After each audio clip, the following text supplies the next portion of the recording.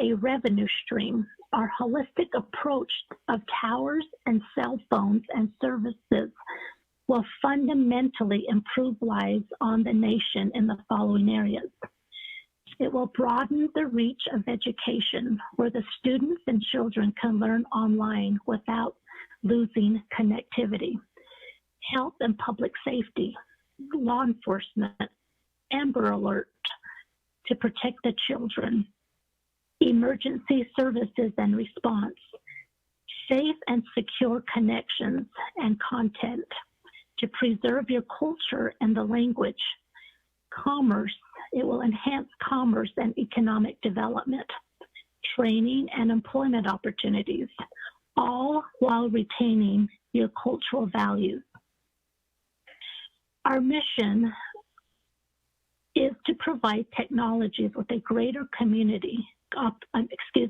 with a greater opportunity to those who deserve it most. We have worked on a similar successful proposal with the Maori people in New Zealand. Our work is making communication systems the heart of the Navajo Nation infrastructure, technology that creates an exchange of ideas and resources and access to markets outside the community, which means it will have the Navajo Nation will have greater prosperity to the members. I believe that a state-of-the-art digital communications, cell towers, and cell phone network infrastructure will create a sovereignty and empower the Navajo Nation, and also enhance your sovereign nation. I look forward to working with you. I will now turn the time over to Craig Snyder, who will elaborate on cell towers. And after Craig, he will turn the time over to Michael Troper, who will explain further on cell phones and services. Craig? Thank you, Yvonne. Honorable Speaker and Chair Seth Damon, and honorable council delegates and my brothers and sisters of the Navajo Nation, it is an honor to be with you. By way of introduction, I am Craig Snyder. I was not born a Navajo, but I do have an affinity for you and all the Native peoples. I appreciate you starting your meetings with prayer to call upon God for his blessings, and I believe it assures that you will be led to make wise choices, as I'm sure you have in the past. You are God's chosen people with a heavenly birthright. For almost 250 years since the nation was founded, you have had to take a second place status to other nations and to the rest of this country. But I believe God has a higher plan for you. The status you have had to assume since the founding of this nation will not always be your lot. I believe he is going to lift you to your rightful status. The Gentile nations may have seen their best days. It's my belief that there's a transfer underway. And I think that the CARES Act funds that you've received are only the beginning of blessings that will be yours in the times ahead. We, Yvonne, Michael, and I, and others on our team, are your humble servants. Yvonne has brought our team together because of her love for her people. She has seen the struggles of the Navajo Nation due to lack of adequate resources, including connectivity, which is what we're here to talk about today. She reached out to me because my 36 years of knowledge and background in towers. I want to believe God put us together, and time will tell if that's true by the fruits of our relationship. Just like each of you, God has given me a unique talent. He placed me on a course I've been on for 36 years now in building communications networks. During my career, I've founded national associations and been one of the foremost leaders in my industry. This is my talent and gift, and I've been richly blessed by it, and now wish to share it with you. Whether our proposal is accepted or not, I still commit my time and talents to the Navajo Nation. I understand that the Navajo Nation has upwards of 700 towers, yet I also understand there are many underserved and unserved areas where no wireless connectivity is available. The carriers, AT&T, Verizon, and others, they are self-serving. They will only place towers where it serves them economically. Now, this is understandable, but not particularly helpful to you and your diverse population. Our idea is that you use some of your CARES Act funds to place towers in locations where they don't now exist, so that in time, you can connect all the corners of Navajo lands. We have proposed 44 towers to start this process, but there is no magic in that number. We will build as few or as many towers as you want. We invite you to use us as you will.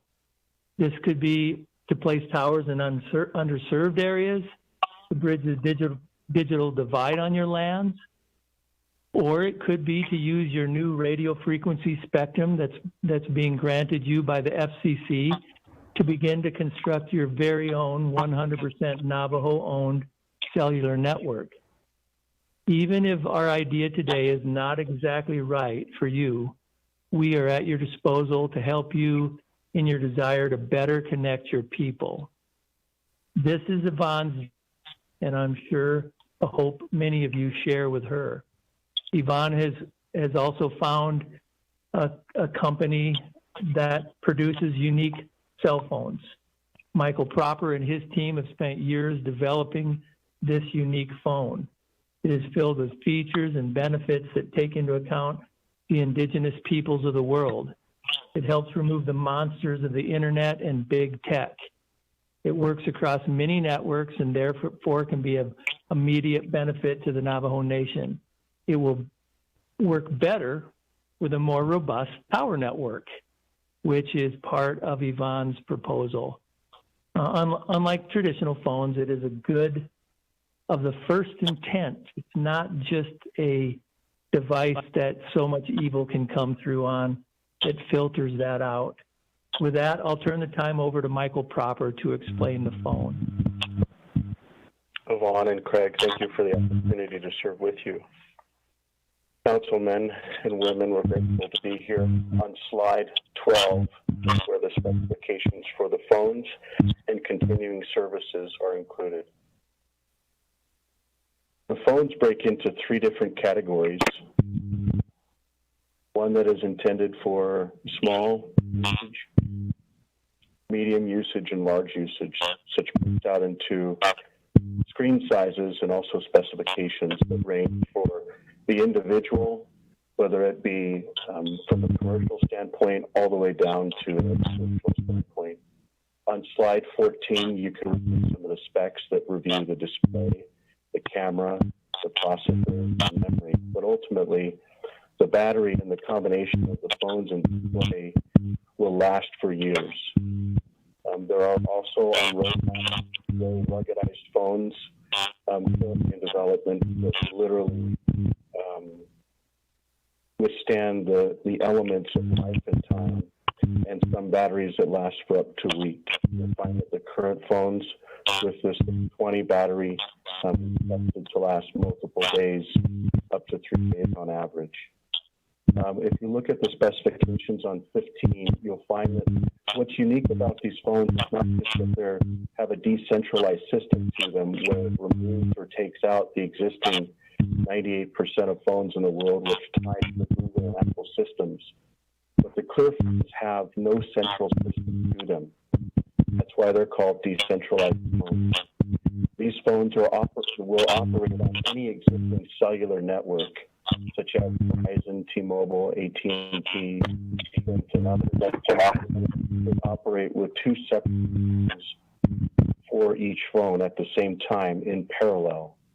These phones not only help to organize how cellular backend infrastructure can connect to the user, but the technology is very advanced as the software on them bring the contacts, calendars, and video conferencing technologies together with a seamless ease that will compete with the rivals of Apple and Google Android all day. The technology has decades worth of development behind it, not only on the phones, but also for the storage that decentralizes the data, which enables the user to own their own new digital life. In slide moving to the services in slide 17 and 18, it talks about how an encryption code is actually given to the user or the Navajo Nation, depending on how you would choose to deploy it, that basically enables all of the data to be owned by the individual or the nation. These encryption codes are unique as of they're not owned by centralized companies such as, in this case, Google and Apple. What's also very unique about it is on slide 17, how identification is actually realized.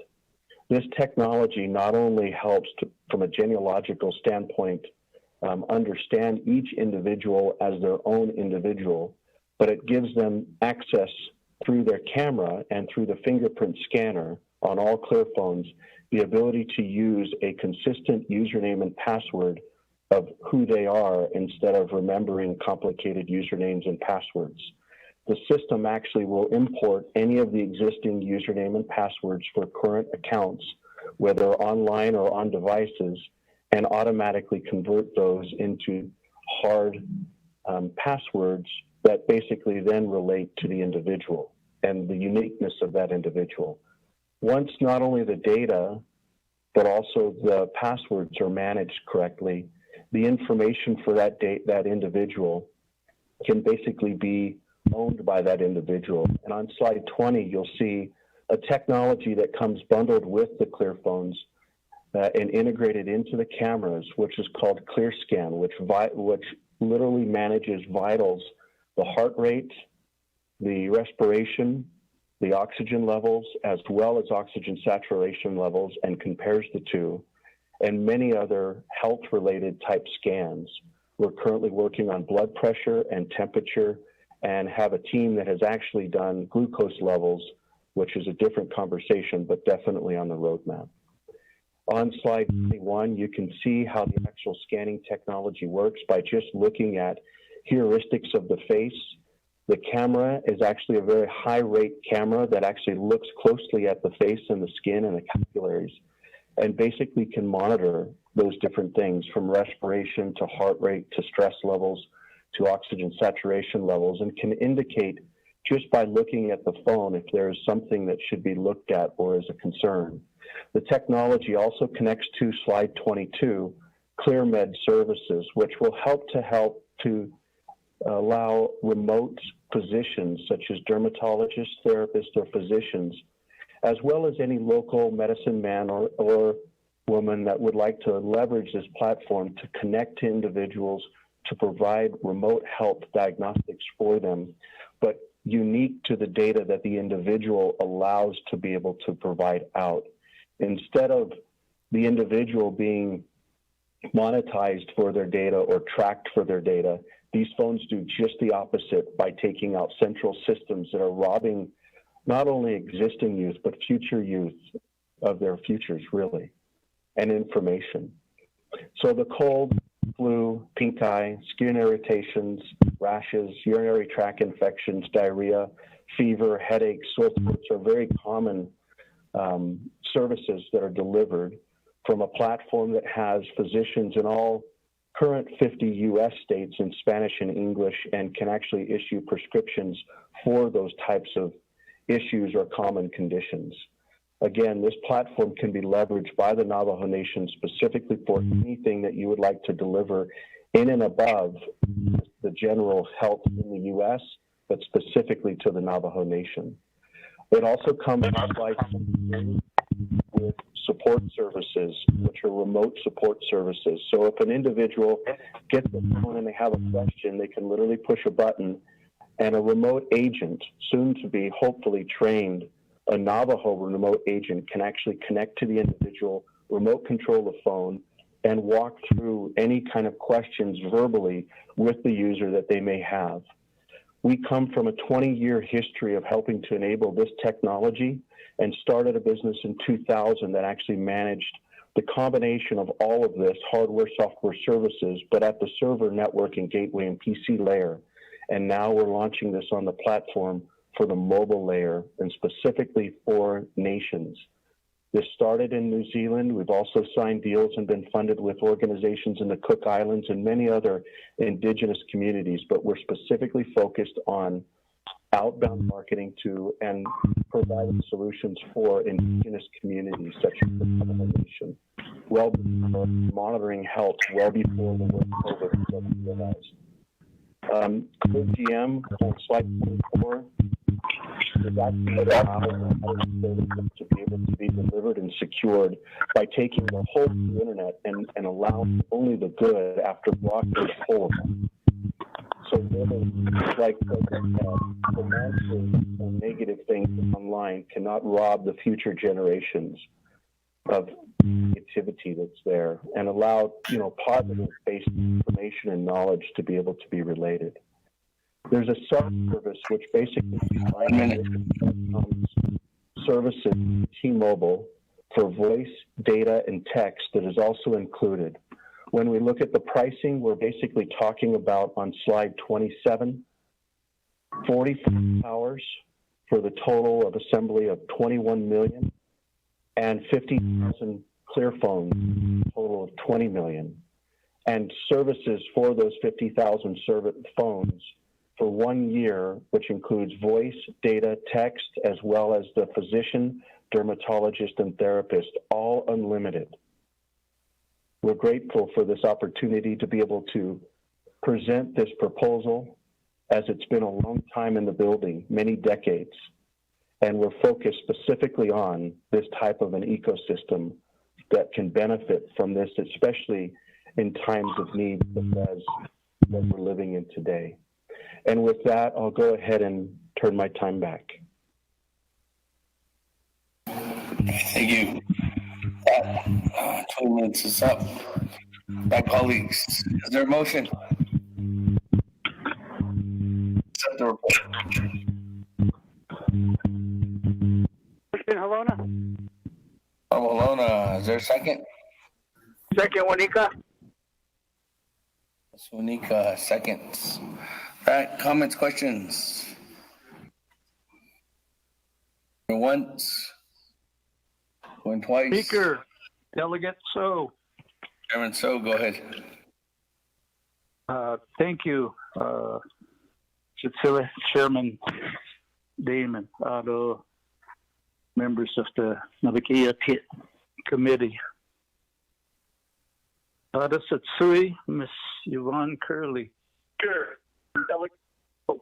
Thank you for bringing this issue. Thank you. So I guess one of the items I wish we could be meeting in person, and that way you could demonstrate one of the phones that you're talking about. And basically then I think we would have a better handle on what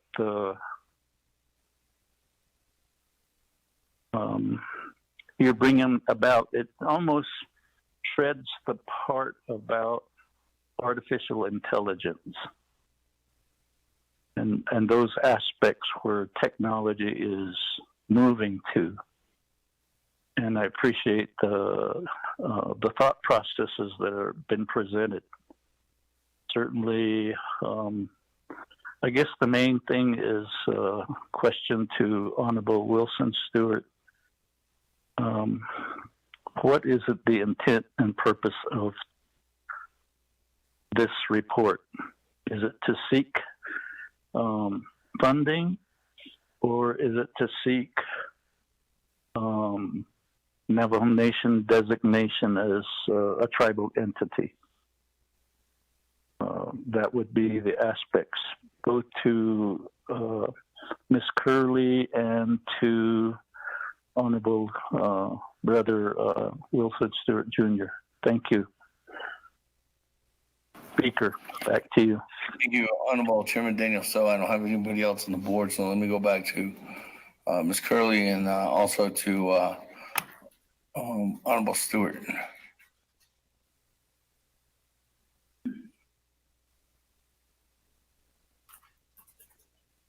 Okay, Chairman Damon, Doshanar, Mr. Sokwa, and Nandilskirigi. This presentation it came before me rather, through the community. The Ms. Curley shut up at the snow, George Lishinchit Alco, she had put on in Slonko, even not to go shut up at the need of call.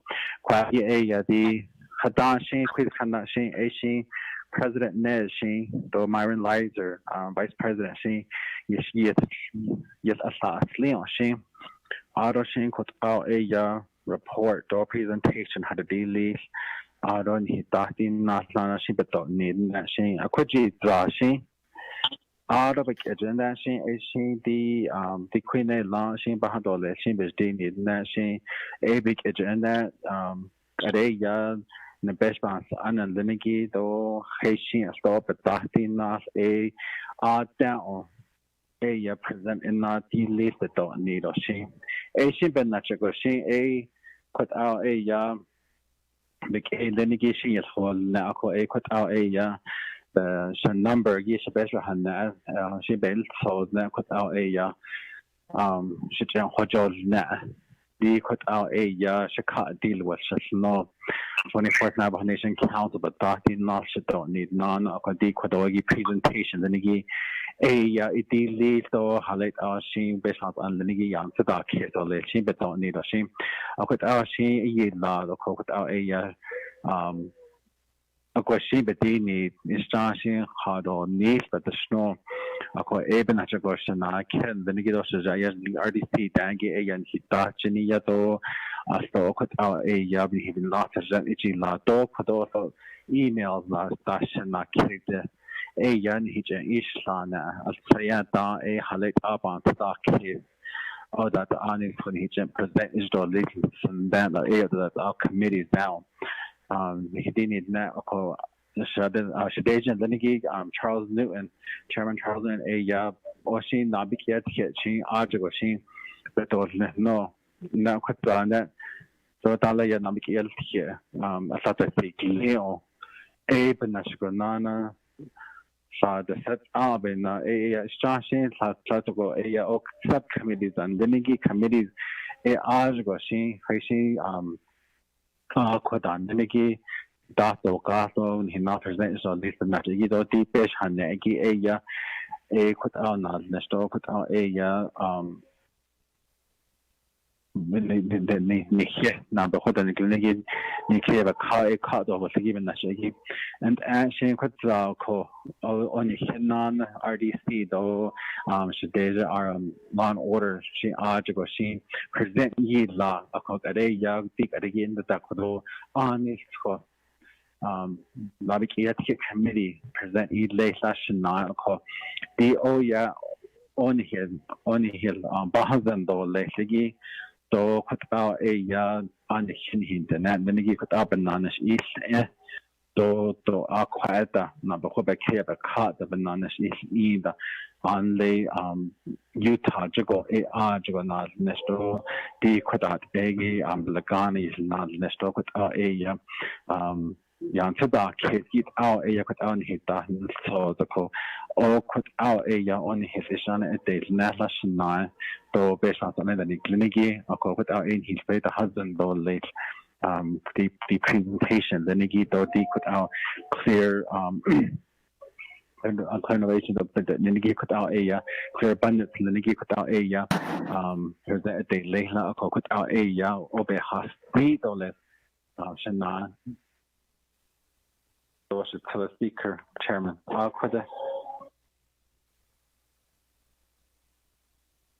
Thank you.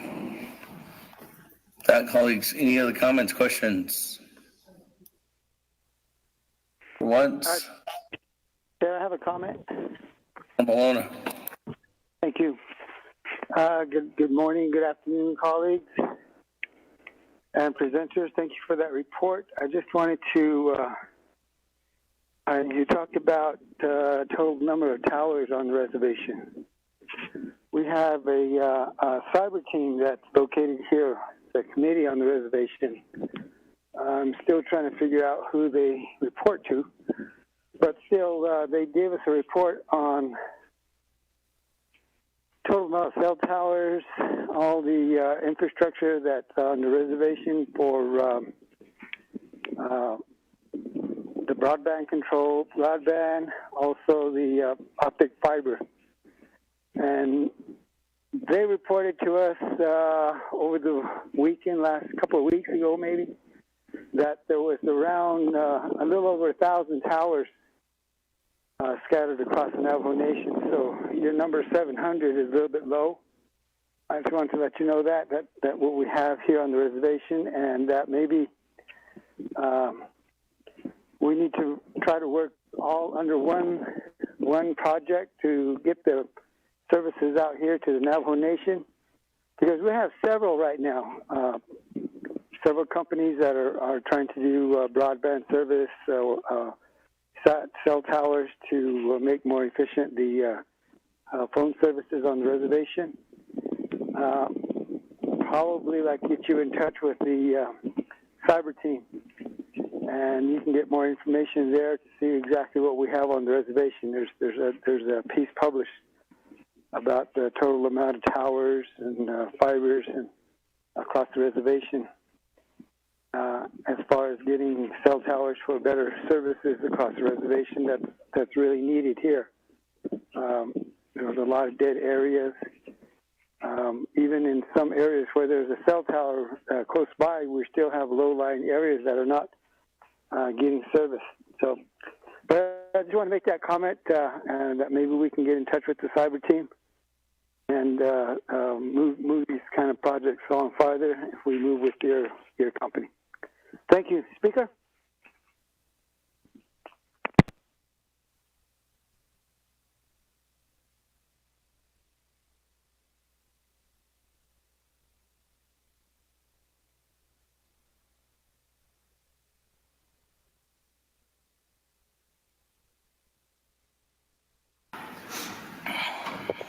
Okay, with that.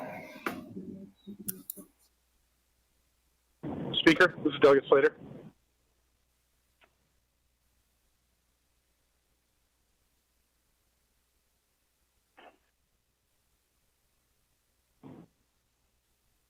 Let me go to Honorable Slater, and then I'll go back to the presenters, Mrs. Curley. Honorable Slater? Thank you. I just wanted to ask the question, and I apologize if it was answered what Delegate So was asking. If the presentation has been made to an NTU or the cyber team thus far by this entity.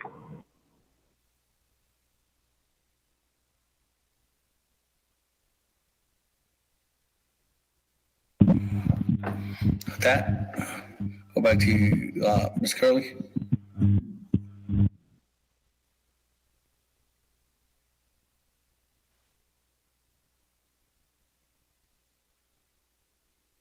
If Ms. Curley doesn't respond, I can respond.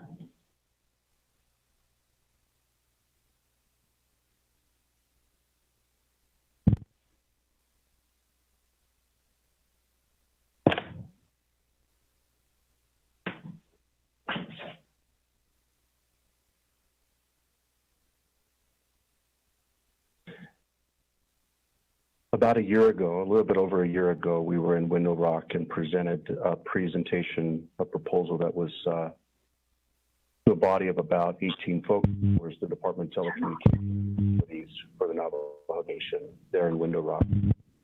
It was received very well. It included many from different organizations in addition to the cyber team. It has moved around over the year, but ultimately, we have communicated with NTUA, not in depth. This is something that would be looked at as in parallel to what they have done, but we need to work in unison with them, as well as the folks with Vertical Bridge in understanding the towers, as well as the networks, as well as the history and possibly the future. So the goal is to help provide that gap and that bridge to not only connect what currently has been done with different vendors as well as organizations, but ultimately try to bring together the combination of phones, services, networks, connecting into power and fiber for a solution that is actually turnkey and cares about the individual in the middle of it. That's really the intent of what Clear Abundance is focused on and about, and the goal that we hope to be able to provide services for and on behalf of really the communication in general and how we can intelligently organize technology for the betterment and adoption and usage of really, it's the individuals that we're focused on. It's the student, it's the mother, it's the family, and how they actually use the technology to better their life, whether it's around general learning and access to good information and access to communication with one another, or in times of need, access to physicians or access to medical type attention that could be delivered remotely better than it could be delivered physically, as well as emergency-based services. So it's not just the towers, which is really the concern today, but it's ultimately the umbilical cord successfully getting to the user, known as the internet, right? With solid, adequate bandwidth, as well as the ability to have these phones be hotspots. So other ground and earth doesn't need to get cut up, but you can intelligently use cellular-based technologies to deploy it to the 17 million acres. And ultimately, we're not going to be able to cover all of the nation, but to intelligently leverage what's currently there. And I think that those that are already working with the inventorying process with Virtual Bridge, as well as, you know, the history with NTUA, the combination of all of this coming together is really what Clear Abundance is focused on and priority is. So I hope that answers your question, and I'll turn back. Hi, I'm back on. This is Yvonne Curley.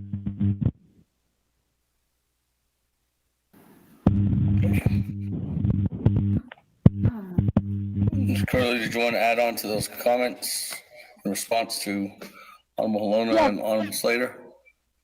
Yes. Can you hear me? Yes. This is Yvonne Curley. Delegate, so I left 2 demo samples with Honorable Wilson Stewart to show the council. And so he is in the possession of 2 demo samples to show kind of how the telephone looks, etc. And my apologies, I hope Michael Proper answered. I was kicked off. I'm not sure what happened, but I'm back on now. Thank you.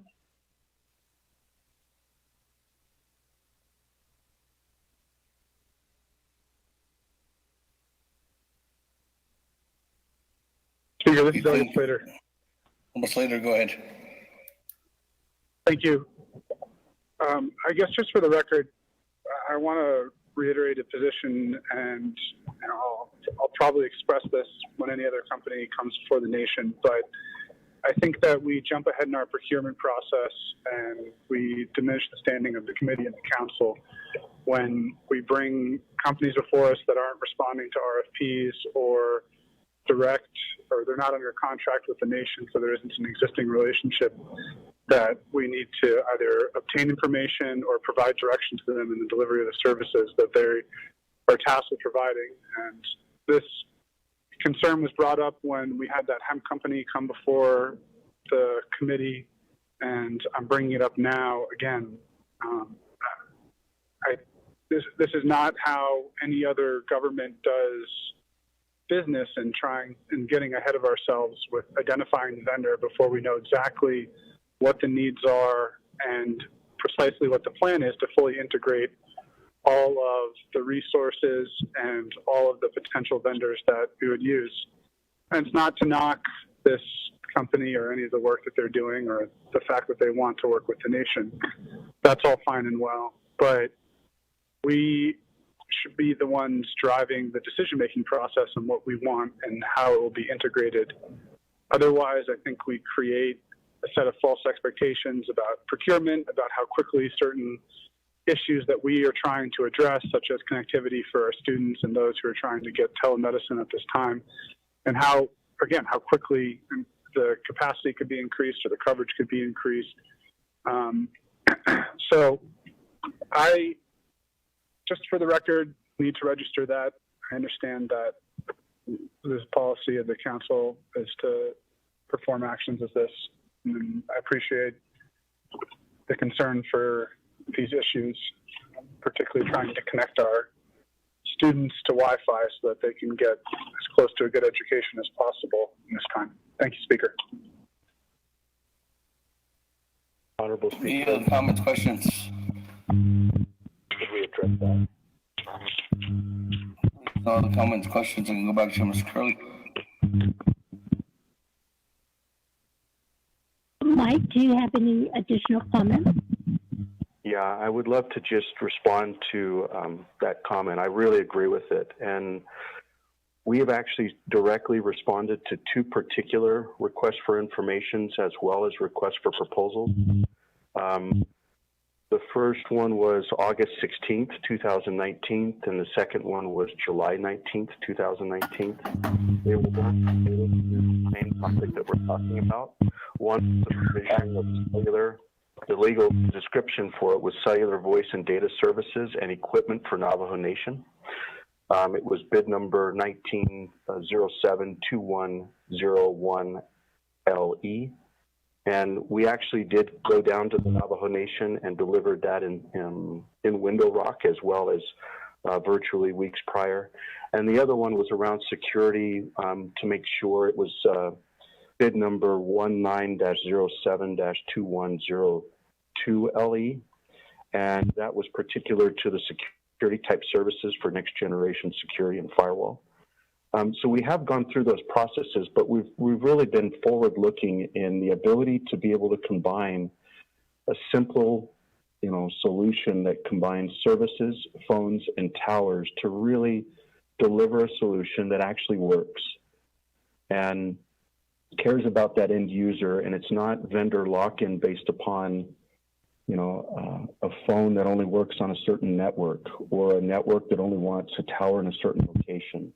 But we really believe that aligning with getting the connectivity to where it is needed based upon the recommendations and guidance of the people of the Navajo Nation is what the opportunity affords us. And not only is it what's under the ground that the Navajo owns, but what's on the ground and above the ground in the airwaves, in the spectrum, and the ability to leverage that with your own infrastructure, your own towers, and your own phones. They're specific, not tied to the existing centralized systems, we believe is a timely solution and imperative. And we've done our best to really try and follow the existing guidelines, the existing process and policy and procedures. And we really are here in the spirit to serve. Not only just in the proposal process, but in building out the requirements for the technology, building out the technology years and decades of development and perfection. And really, we would hope that you would take that into consideration, as well as the timeliness of the things that are about mankind today. Every day is valuable. And we would hope that there would be a continued process of analysis paralysis, and that this solution could be reviewed and understood and used and even preyed upon to understand the right directions, especially timing-wise. So we hope that this respects the process, and we absolutely agree with what you were saying, that our request for proposal and information and understanding vendors and history and qualifications is very important and imperative. And I know that as you do your due diligence, you'll find that for 30 plus years, towers have been built, thousands of them, many even on the Navajo Nation through other entities such as, cellular carriers or providers. But ultimately, the technology behind this has been created for this time. And we would hope that you would see it in the right spirit and the right intent. again, we're grateful for the opportunity to be able to just present and to possibly be considered for this work. Speaker, this is Delegate Slater. I have a follow-up. Okay, go ahead on, Slater.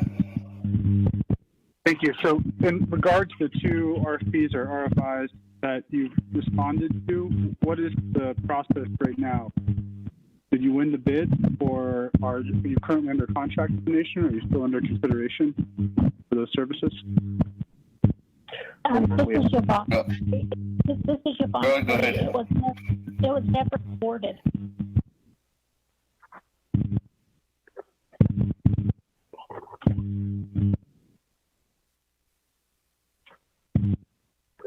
Okay. The contracts were never awarded to anyone, or they weren't awarded to the company?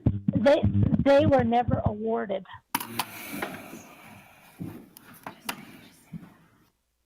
Okay. Yeah, Speaker, I mean, this is one of the concerns that it's important for us to recognize when we are bringing companies before this, especially if they have responded in the past. They are receiving a privileged position now before the nation in the communication that they have and the audience that they have, and how that may or may not impact future procurement processes. So again, this is a reason why I raised this and bringing it up now. I have no further comments at this time. Thank you. Okay. If there's any comments, questions? Chair, this is Daniels. Daniels, go ahead. Yes, thank you, Chair. Arun Dakodo, Shanad Shenigi Kodo, 24th Navajo Nation Council, Naabik'iyati Committee members. Arun Dakodo and his staff, so Kodo, I see by here, Kodo, Nuhandash, Muskwagi, Arunana Kodo, presenters, Kodo, Nagay, sheer abundance. Again, I didn't write it down. Kodo, I just want to say thank you for the report that you gave to the Naabik'iyati Committee today, this morning. Yeah, I'm very thankful for that.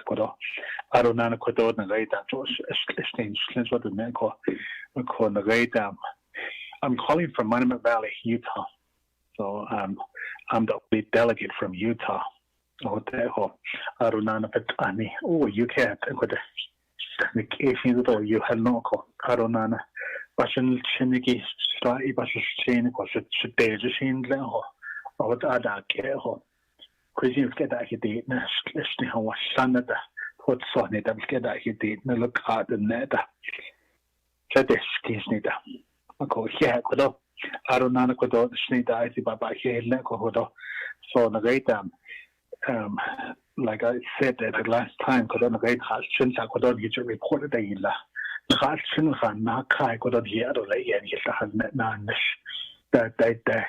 yes, and this is one of them. Our very own children. This is how I can help the Navajo Nation. This is how I can help the Navajo people. I don't know. This is only a report. It's not an action item. We're not taking a position today. This is only an action. And this is only a report. So, the Navajo business. I could be the case as the net. Yes, I fully support Navajo business. So I don't know Hashini, Tesha Kodona Gaita. Shahani, Eddie, will a gun that I got. I see the K teacher. Nanish, not a K teacher, but these are unhindered in there. Sudana, the Spigash was not a young you. Or you don't better need me. I love Andy, Dark or Quacky Eastland, Takodo. So Eddie Yakodo, I don't know Kodona Gaita. The other day, several days ago, you presented before RDC, Kodo. I don't know today here again, Kodo. I don't know, Kodo. Telecommunication on the Navajo Nation is very needed, Kodo. And for several months with this pandemic, Kodo,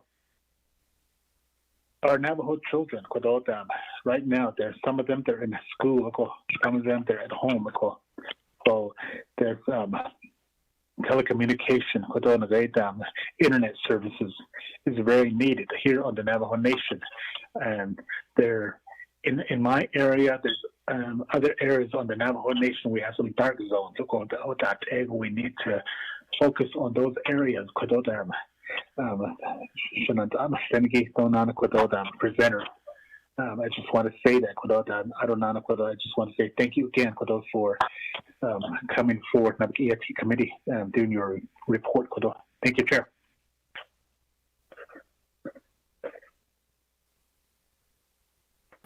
Thank you. That was just a comment. Is there any other comments, questions? None?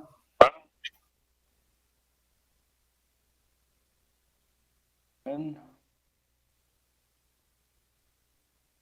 To the board then, accept the report. It's early. Bobby, go ahead. Honorable Alma Begay. Honorable Kealan Begay Jr. Delegate Kealan Begay Jr. votes green to accept the report. Thank you. Honorable Kealan Begay Jr. votes green. Honorable Paul Begay. Delegate Paul Begay votes green. Thank you. Honorable Paul Begay votes green. Honorable Nathaniel Brown. Delegate Brown votes green. Honorable Nathaniel Brown votes green. Honorable Eugenia Charles Newton.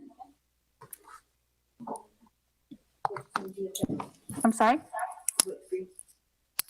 Honorable Eugenia Charles Newton votes green via text. Honorable Amber Canasba Crowdy. Honorable Herman M. Daniels. They vote green. Honorable Herman M. Daniels votes green. Honorable Mark Freeland. Green. Honorable Mark Freeland votes green. Honorable Pernell Halona. Halona votes green. Honorable Pernell Halona votes green. Honorable Jamie Hinyo. Honorable Vince James. Honorable Rick Nez. Delegate Rick Nez votes green. Honorable Rick Nez votes green. Honorable Carl Slater. Honorable Raymond Smith Jr. Honorable Wilson Stewart Jr. Green. Honorable Wilson Stewart Jr. votes green. Honorable Charlene So. I vote green. Honorable Charlene So votes green. Honorable Daniel So. Daniel So votes green. Honorable Daniel So votes green. Honorable Eugene So. I vote green. Thank you. Honorable Eugene So votes green. Honorable Otto So. I vote red. Honorable Otto So votes red. Honorable Thomas Walker Jr. Thomas Walker votes green. Honorable Thomas Walker Jr. votes green. Honorable Edison Wanika. Green. Honorable Edison Wanika votes green. Honorable Edmund Yazzie. Green. Honorable Edmund Yazzie votes green. Honorable Jimmy Yellowhair. Honorable Alma Begay. Honorable Amber Canaspa Crowdy. Honorable Jamie Hinyo. Honorable Vince James. Honorable Carl Slater. Honorable Raymond Smith Jr. Honorable Jimmy Yellowhair. Speaker with a vote of 15 yeas and 1 nay. 15 in favor, 1 opposed. Chair not voting. Motion carries. Thank you very much, Ms. Curley, to you and your individuals for being with us this afternoon. Thank you. Appreciate the time you have. Okay, with that, colleagues, let's go ahead and move on down to item number 6, old business. Legislation 0197-20.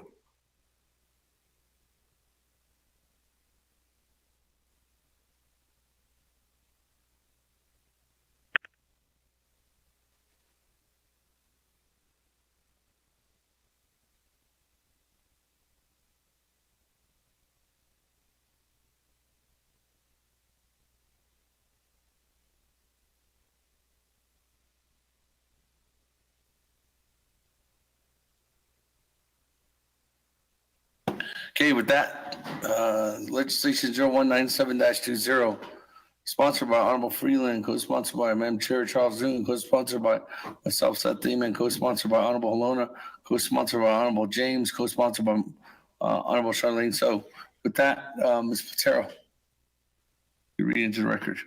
Mr. Speaker, members of the committee, tracking number 0197-20, an action relating to resources and development, budget and finance, and Naabik'iyati committees and the Navajo Nation Council, approving and adopting the Navajo Nation Cares Fund Chapter Distribution Expenditure Plan. You have a committee report from the council action report has had it under consideration and posted saying refer to the Resources and Development Committee at the Naabik'iyati committees on September 4, 2020. At that point, you had Amendment 1, Exhibit 2, page 1, Section I, purpose, second paragraph, sentence 18 and 19, after the words natural gas, insert underscore, comma, broadband and telecommunications needs and equipment, comma, home improvement needs, including but not limited to water heaters and solar panel repairs. Page 2, Exhibit 2, Section 2, strike CMY-44-20, and 3 on page 4, line 5, insert new paragraph as follows. C, chapter distribution expenditure plan funds shall not be released to a chapter, including LGA certified chapters, until the respective chapter has submitted a community needs assessment to the Division of Community Development. 4, renumber, reletter succeeding paragraph sections and or exhibits accordingly if necessary. This amendment shall supersede inconsistent language contained in any other committee amendment which shall be conformed to the intent or language of this amendment. The Office of Legislative Services, with notice to the sponsor of the legislation, is hereby authorized to make necessary grammatical changes. This was passed by a vote of 23 in favor and 0 opposed.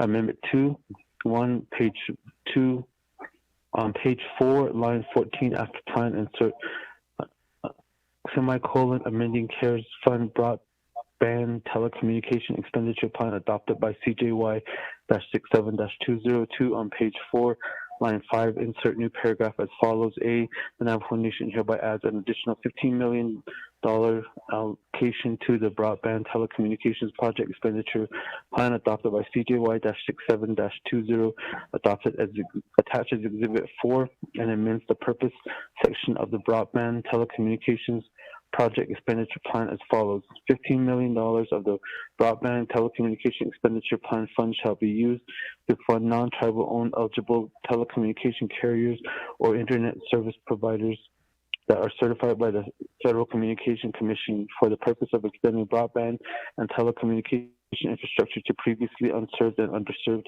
chapters of the Navajo Nation by December 30, 2020, and shall fund only the deployment costs, not ongoing operating costs, including administrative personnel projects that support internet services, permissible broadband, and telecommunication infrastructure improvements that may be funded.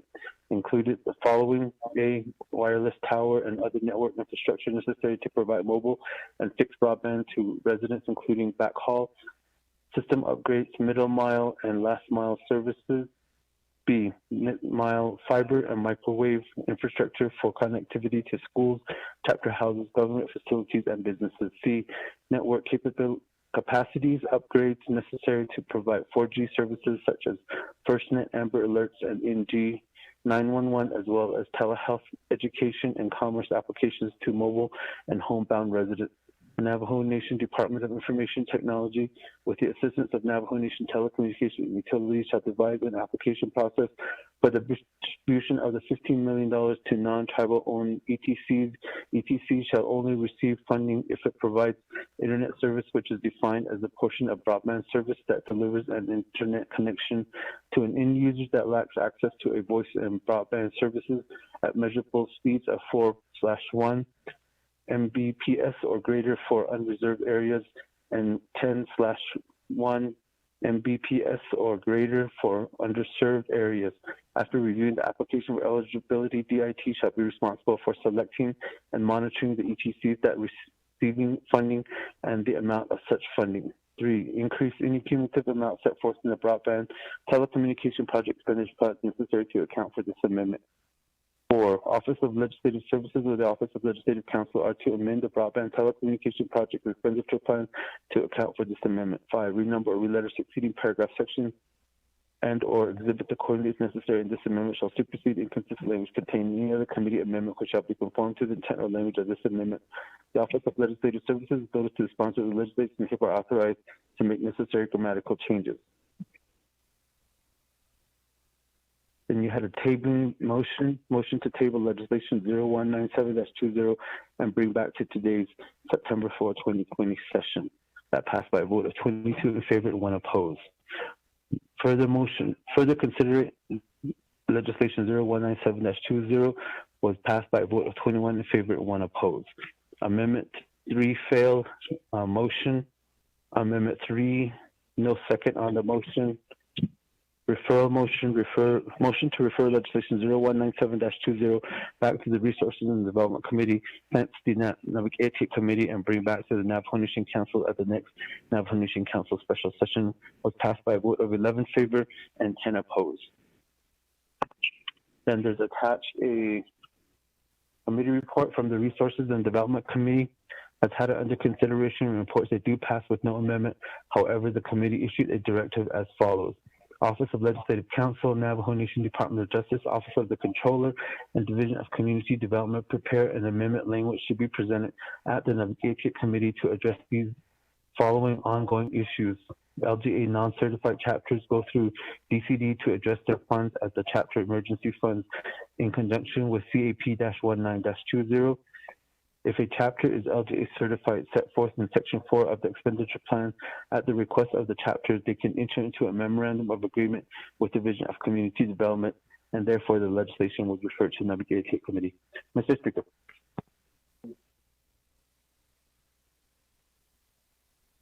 Colleagues, on legislation 0197-20, is there a motion?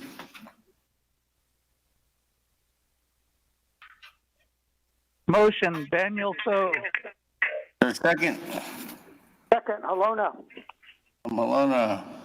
Comments, questions? Once, twice, 3 times. Chair, this is Daniel. Okay. There's a player. Freeland, 20 minutes. Thank you, Speaker. 24th Navajo Nation Council, Naabik'iyati Committee. Honorable Speaker Damon, staff, everyone listening online again. Question on privilege. Just to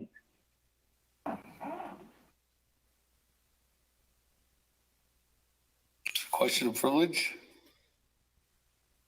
Yes, this is Delegate Daniel. Yes, what's your question of privilege, Honorable Daniels? Okay. I don't have a question for the legislation, but I have a question for OLC or probably Speaker Chair. The amendments that were made at the last round, before this was referred back to RDC, does that amendment still attach to this legislation? Chair. Yes. All the amendments that were made at council, or even prior to that, and after it was referred back, if there was any that was made at Resource and Development Committee, I don't think there was though. Those amendments are all still a part of this legislation. Honorable Daniels. Okay, Chair. Thank you. Okay. Thank you, Speaker. Do I still present, even though that was a question of privilege? Yes. Is there any questions on this legislation? Chair, Speaker. Honorable Walker. Yes. Chair, the Naabik'iyati Committee. Hold on, Honorable Walker, do you have a question? Yes. Okay, I'm going back to Honorable Freeland, and then I'll put you in the queue right out of when he's complete. Honorable Freeland, the floor is yours. 20 minutes. Thank you, Chairman, the Speaker.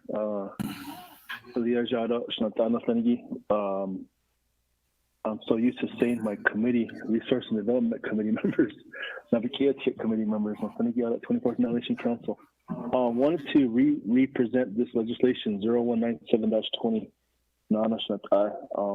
I humbly ask for your consideration and support. We really want to get this out. The clock is ticking now.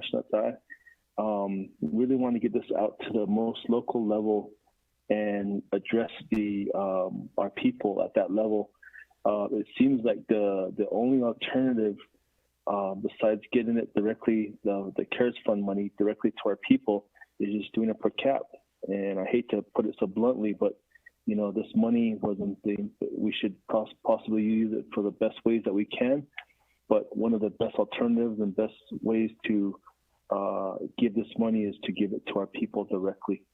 And it seems like this money was best intended for their use, and we need to get it out to them. So wanted to represent this to my colleagues and the chapters I've been speaking to. They've been communicating with me as well. They're ready. They're enthusiastic about helping at the local level. And when I talk about the local level, we all know as delegates, when we go back to our chapters, we give our reports, and we get feedback on what's going on at the local level, and we hear of the strifes and the struggles and all of the challenges that our people are facing, the enduring challenges that are being faced at this time. The struggle is real, The struggle is real. We all know that. We got to prepare for the winter months. We got to prepare for a potential second wave of COVID. This expenditure plan will help allow chapters to help our people prepare for the winter months with access to fuel in the forms of firewood, coal, propane, pallets, even gasoline vouchers are mentioned in there, as well as other fuel sources, kerosene and possibly even butane. We also were, I mentioned the second wave of COVID. We're still coming down. The numbers are low as far as the first wave is concerned, but we don't know if there's going to be a second wave. There's a big question, unanswered question at this time as far as differentiation between COVID and the flu. And I think we need to really prepare or begin to educate our people on the difference of the symptoms and the difference of the COVID versus whenever if they were to contract the flu. So we got to prepare now. We have to get ready for the winter months. And right now we have rule under 3 months to spend this remaining balance unless there's an extension. But I do have a proposed amendment. Speaker Damon and my colleagues, Ms. Dana Barbaroff did put an amendment together, and I do have two agents on the line, Office of the Speaker Staff, Cheryl Nyazi, and as well as Dr.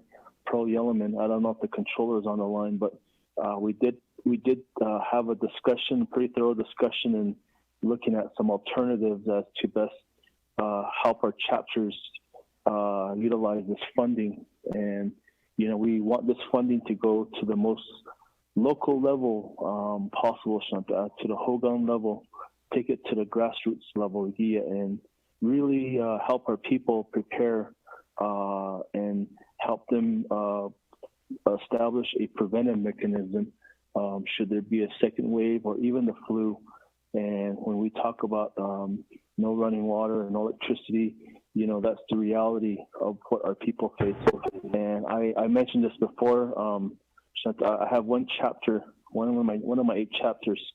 We have 39 homes that don't have any running water, and that speaks volume to this effort that we want to address in Shanghai. And we hope to get water to many of those people in our area. But just an indication as to what we're up against right now. Ms. Yazi, I want to turn it over to you, if I may, and then have you follow up with Dr. Yellerman, or have Dr. Yellerman follow up with you if I can. But the amendment is, I'll have Mr. Potero or Mr. Rico, if you can assist me with that proposed amendment. Thank you, Chairman, Speaker, and colleagues. Ms. Yazzie, go right ahead, and Dr. Yellowman.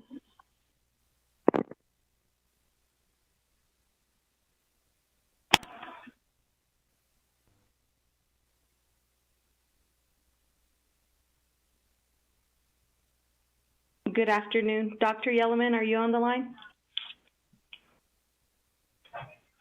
Can anyone hear me? Yes.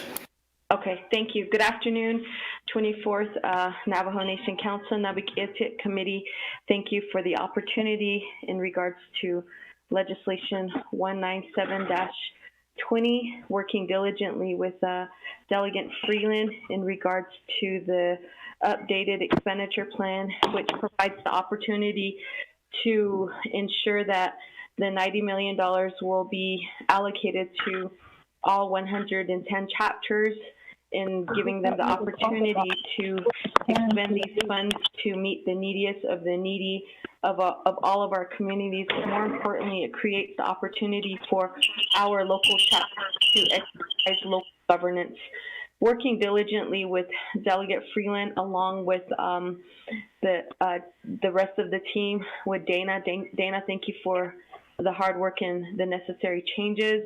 Working with OOC and DOJ, we've come down to the point where we feel like this plan is workable, and having Dr. Yellowman and son Lassa Jim Martin, who is the ASC department manager for all the 110 chapters, and working together to culminate into a plan where a portal system will be developed, and the administrator will still be the Division of Community Development, along with working closely with the controller and the Navajo Nation chapters, ensuring that these funds will be spent in accordance of the CARES Act.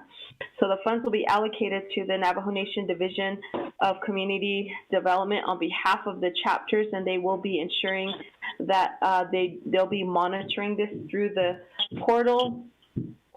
We did have a conference call with Dr. Yellowman, the controller, Dana, myself, as well as son Lassa Jim Martin, in regards to the allowable expenditures that aren't limited to the long list that you see there, that the chapters will have the opportunity to allocate these funds or utilize these funds through the on behalf of the expenses for our Navajo people. I do know that I had requested Dr. Yellowman to also come onto the line, and son Lassa Jim Martin, I would like to provide an opportunity for them to also share their professional recommendations and what we have done at this point. Dr. Yellowman?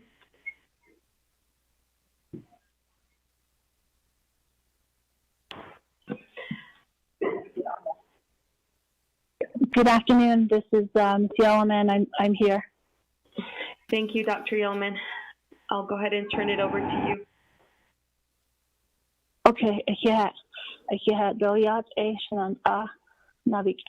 the honorable members of the Navajo Nation Council, and thank you, Delegate Freeland, for the legislation, and Sherilyn, Ms. Yazzie, for allowing myself and Ms. Jim Martin to share some mechanisms or some avenues, also some general concerns.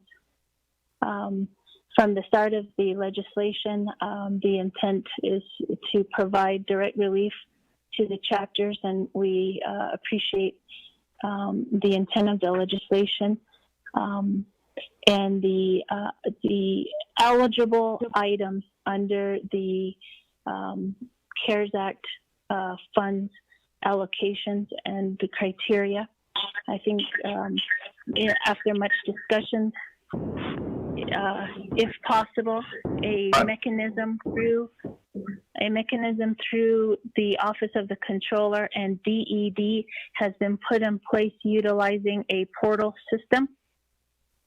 We have had discussions with the Office of the Controllers as to how this possible portal system would be utilized. The portal system is a mechanism that will allow the chapters to submit the items or to submit. How I understand it is that they would be allowed to submit and apply for those items through the portal.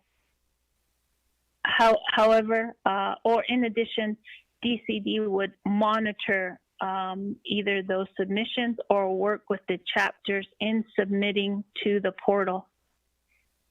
If that's the case, or if that's the direction we're continuing to go in, we support that. ASC and SPPS staff work closely with chapters. The amendments currently read DCD, but ASC is the division or the department that works closely with the chapters.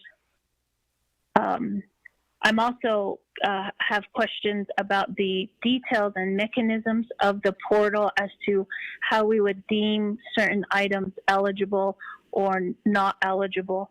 Also the time frame, how the time frame would be then set up within the portal system, allowing for chapters to secure those items. The current legislation and amendments do read infrastructure-related projects, and I just want to note the time frame for some of those items. But DCD, we have been participating in the calls. We understand the intent of the legislation. We have reached out to DED to learn more about the portal system and how they've incorporated the portal system into their artisans relief efforts. And Mr. Willie has assisted us. We also looked at mechanisms to utilize a consulting service similar to DED to help guide and provide guidance during this time. And those are avenues to assist in ensuring that we meet the December 30th timeline. So Ms. Yazzie, that would be some of my remarks for the legislation. And we're available for questions as well. Thank you.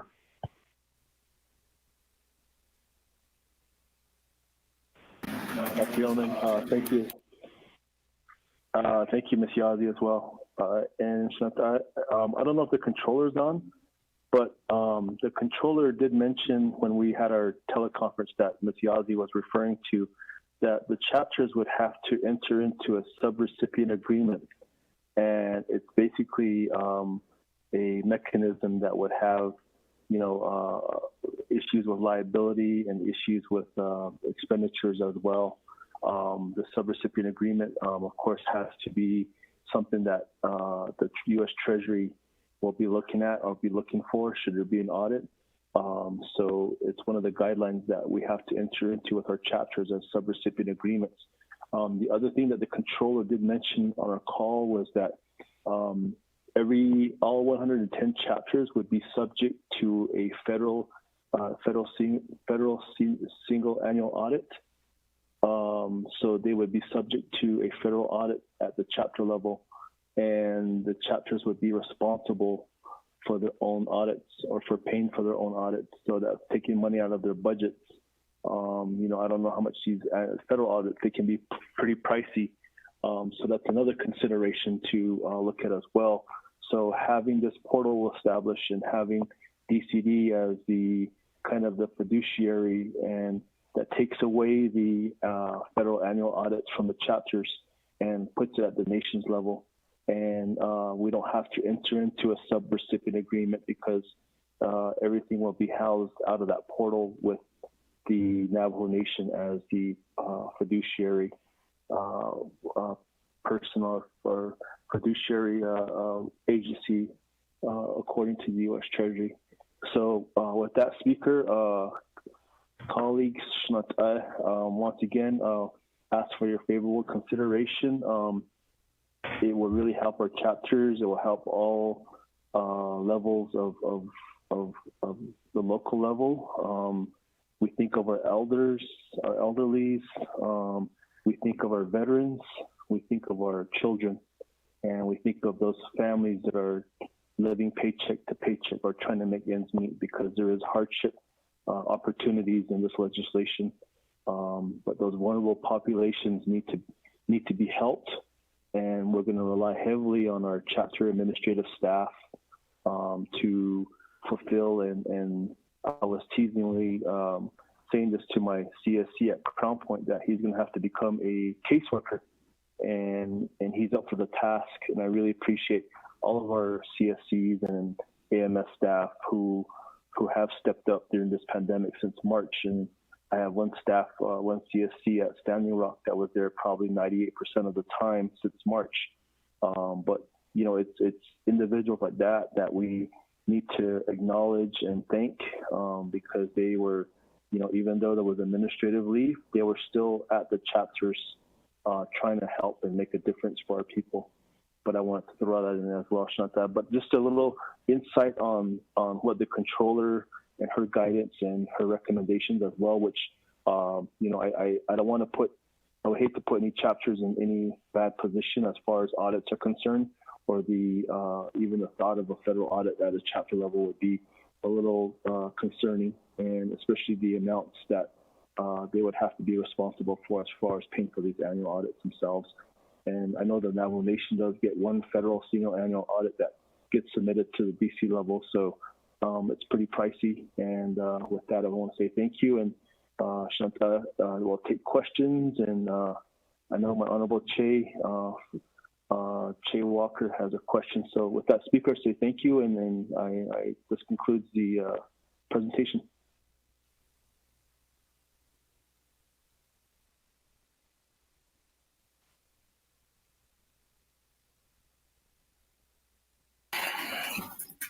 Thank you.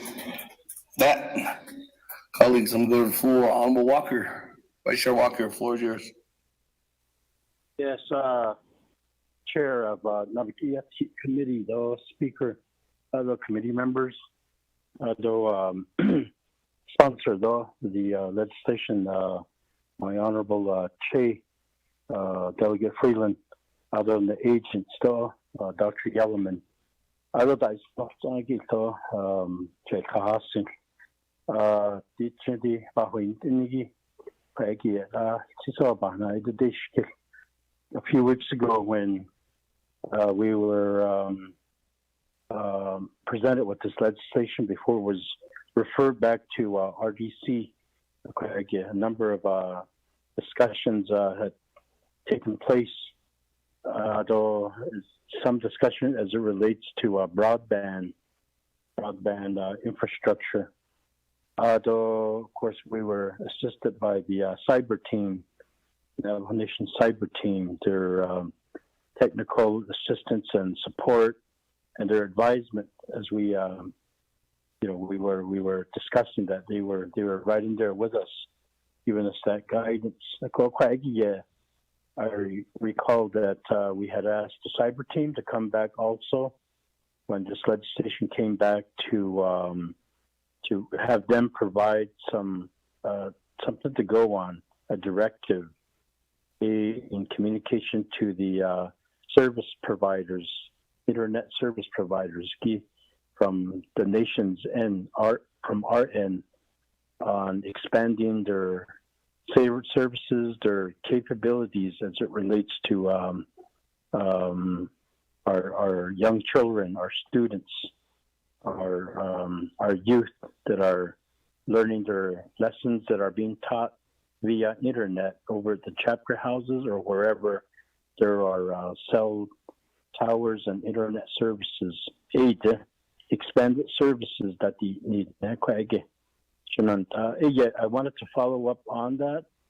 I'm not sure if that's today. We could do that today or at the council session.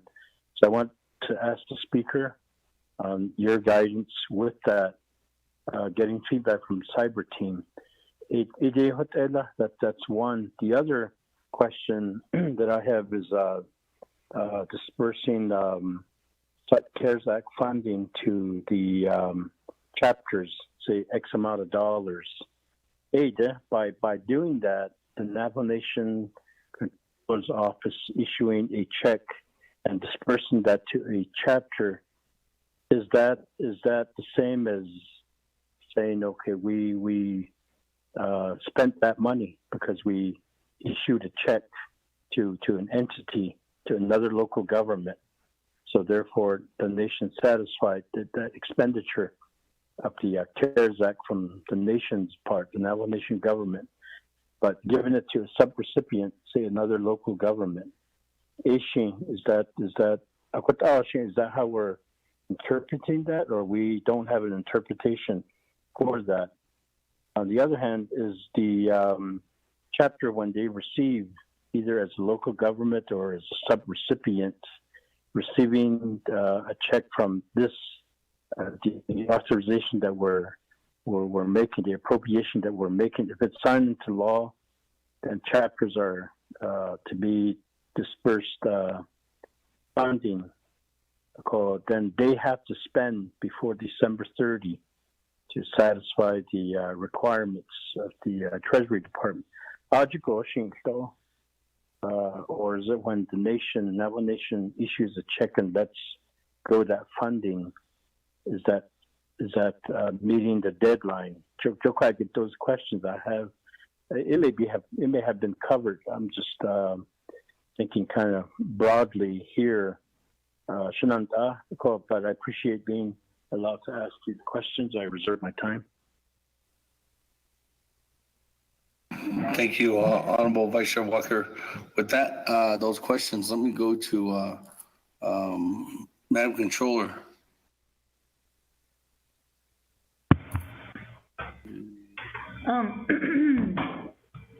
Good afternoon, Speaker, Otto, members of the Naabik'iyati Committee, Otto Kudet, Ben Daidol Kitigi, the legislation.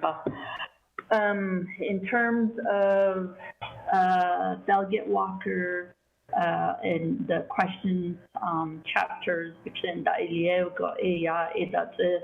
is it considered paid in the eyes of Treasury? So the way it works is the federal CARES funding to Navajo Nation Baintinel under its EIN numbers and so forth.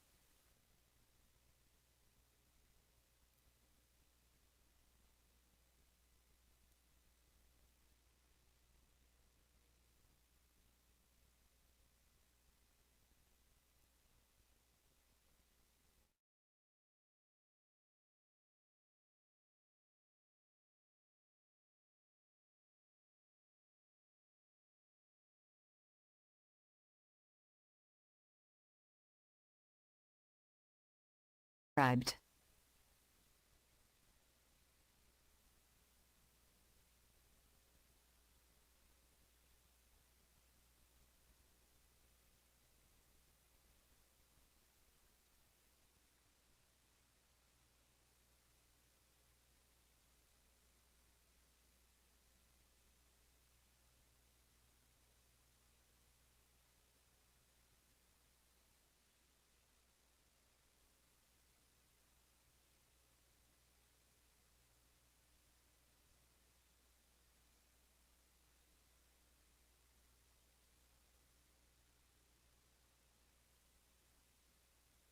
Hello? Chair, Speaker, can we request for a 10-minute recess?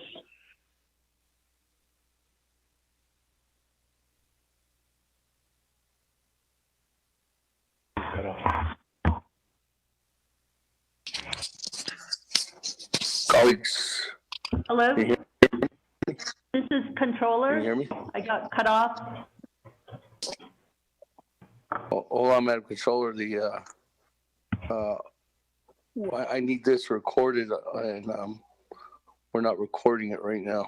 I need to probably take about maybe a 10-minute recess because it seems like the internet server's down here at the Navajo Nation Chambers. Okay, so was I So mid-sentence? let's take a 10-minute recess. It's 1:41. Let's call back in at 1:50. 10-minute recess. It's 9 minutes, Chair.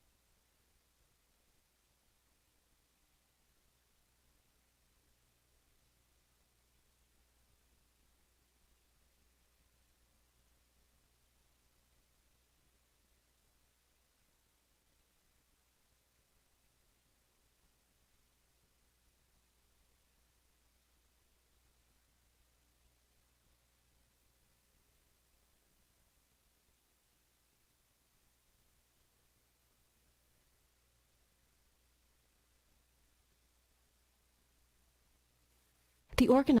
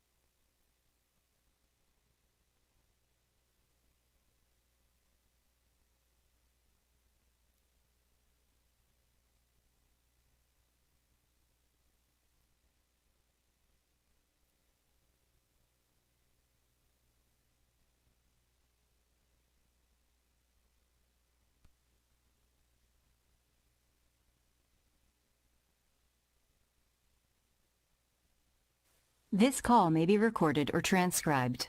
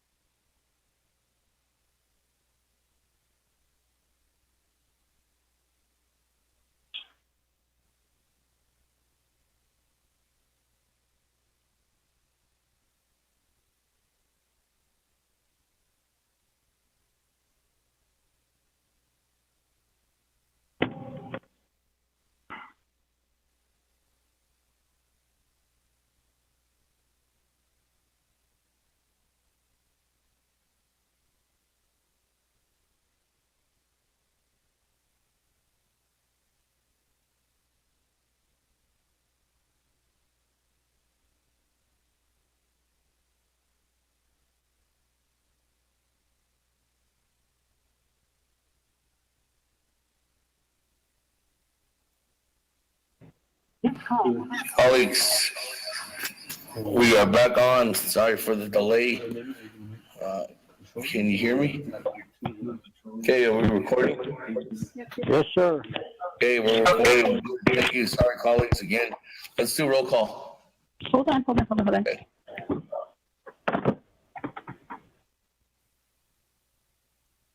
Okay. Honorable Elmer Begay.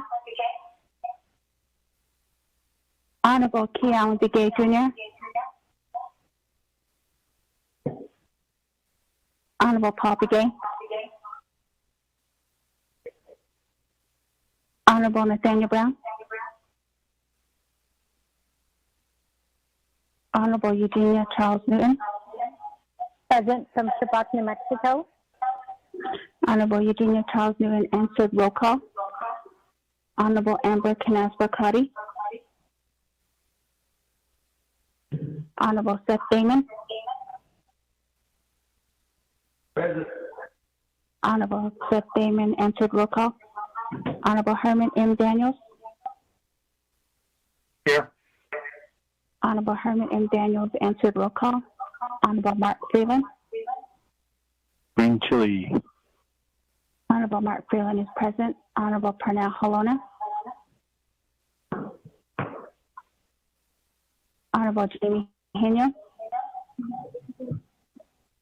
Honorable Vince James. Honorable Rick Nez. Delegate Rick Nez is here. Honorable Rick Nez is answered roll call.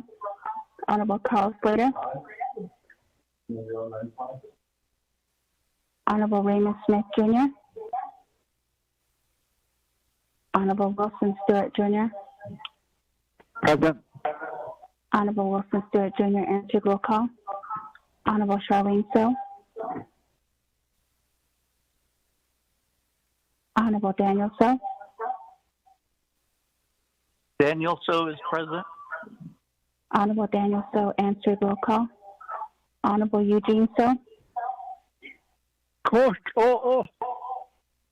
Honorable Eugene So answered. Roll call. Honorable Oto So. Honorable Oto So is present. Honorable Thomas Walker Jr. Thomas Walker is present. Honorable Thomas Walker Jr. answered. Roll call. Honorable Edison Wineka. Here. Honorable Edison Wineka answered. Roll call. Honorable Edmund Yazzie. Here. Honorable Edmund Yazzie answered. Roll call. Honorable Jimmy Yellowhair.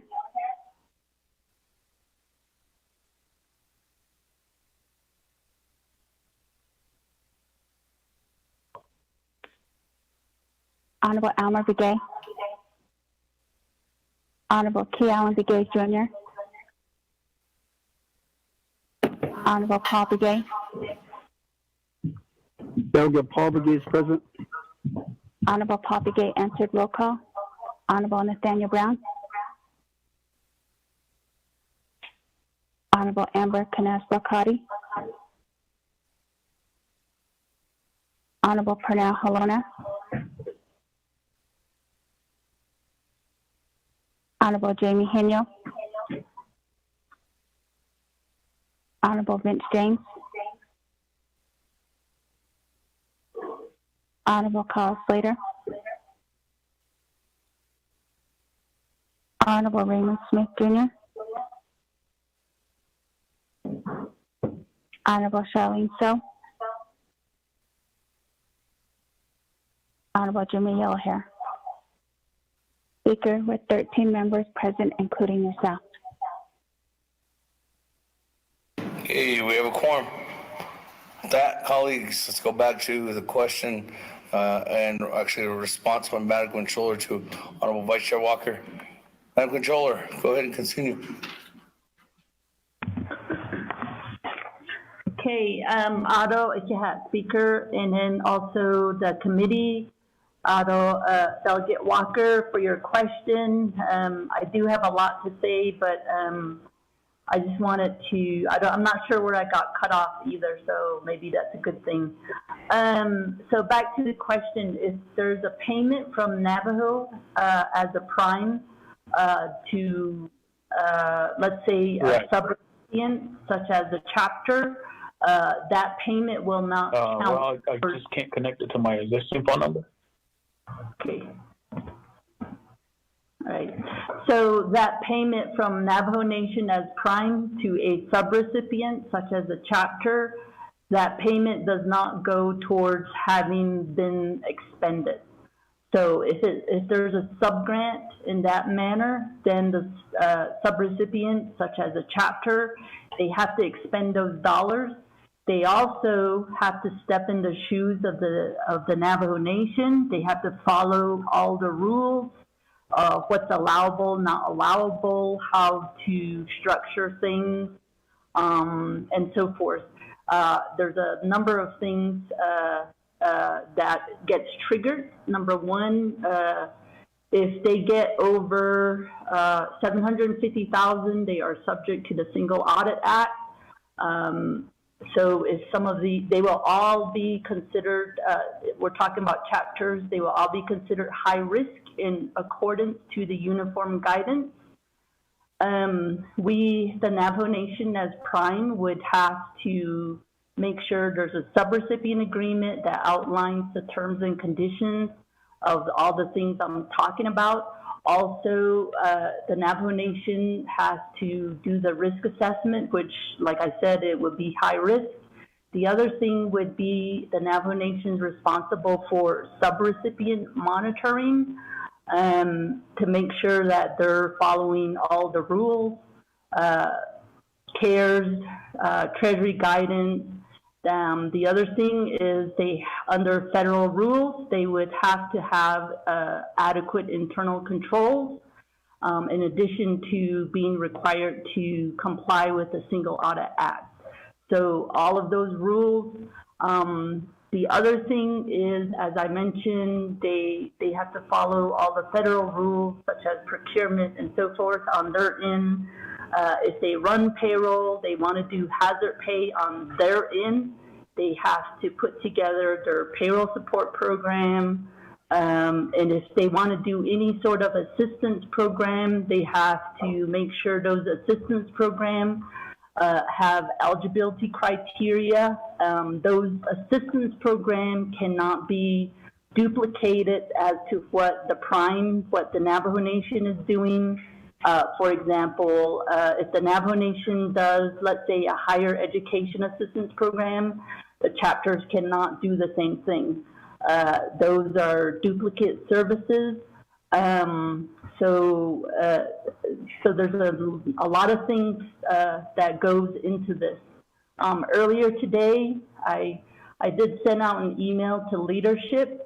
If you do have a chance, you can, if you can't sleep tonight, take an hour and a half to look at that webinar that Treasury put on, and it will shed some light as to the required reporting that is involved regarding the CARES Fund.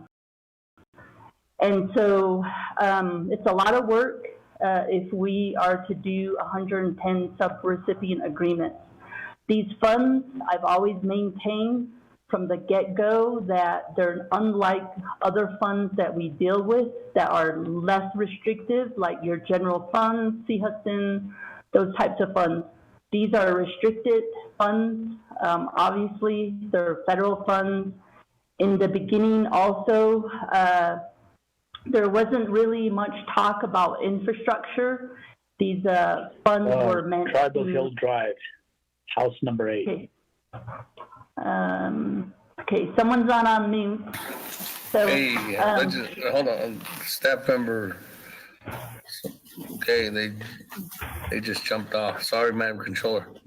Okay, so so these funds are utilized a certain way, although in recent times when Treasury has updated the FAQs, they did talk about water projects, but mostly the main concern today, I would say, is the nation's ability to utilize these funds and administer them within the next 3 months. I think there's 91 days from now. We have a deadline. I don't know if there's any extension. There seems to be a gridlock, in my opinion, with the elections coming out. But that's not something we should depend on. We have December 30th to look at. So that's kind of where we're at. So the long and short end of the answer is that these funds, whether you transfer them to a chapter, the chapter still needs to expend these things by December 30th. So I just want to, that's my response at this point. Yeah.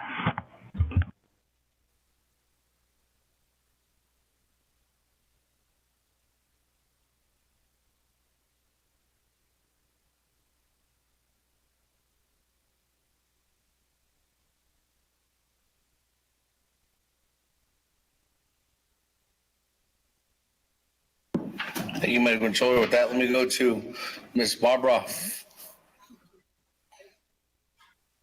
Response on Vice Chair Walker's questions. Oh, thank you. I do believe the controller answered Delegate Walker's second question.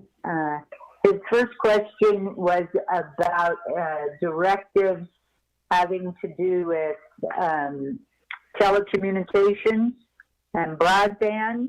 I would like to indicate that I met with numerous persons from the cyber team, the nation's consultants, and I believe he was a community member. I'm not sure exactly. Mr. Vernon Livingston. We did meet and start to structure those directives. There were actually, I think, like 4 involved. They are not ready right at the moment.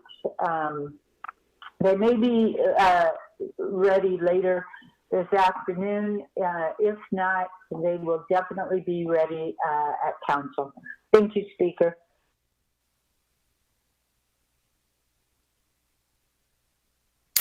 Okay, with that, thank you, Ms. Barbara. Vice Chair Walker, you good? I don't have anybody else on the board. Yes, for now, Nanda. Thank you. Okay, all right. That, there's nobody else. Going once, going twice, going 3 times.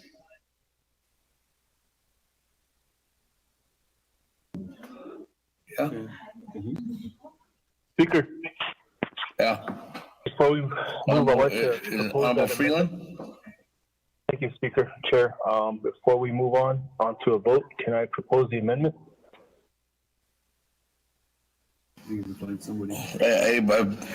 Preferably, I would like to see if somebody else would do the amendment rather than the sponsor. Delegate James makes the motion. Delegate James, motion that was sent.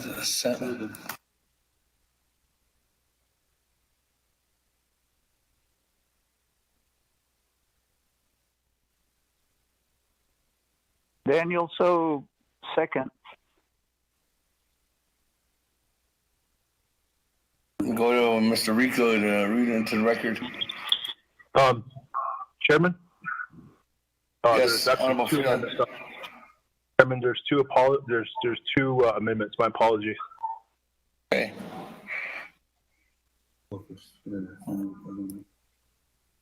Oh, let's go send the other one out. There's 2.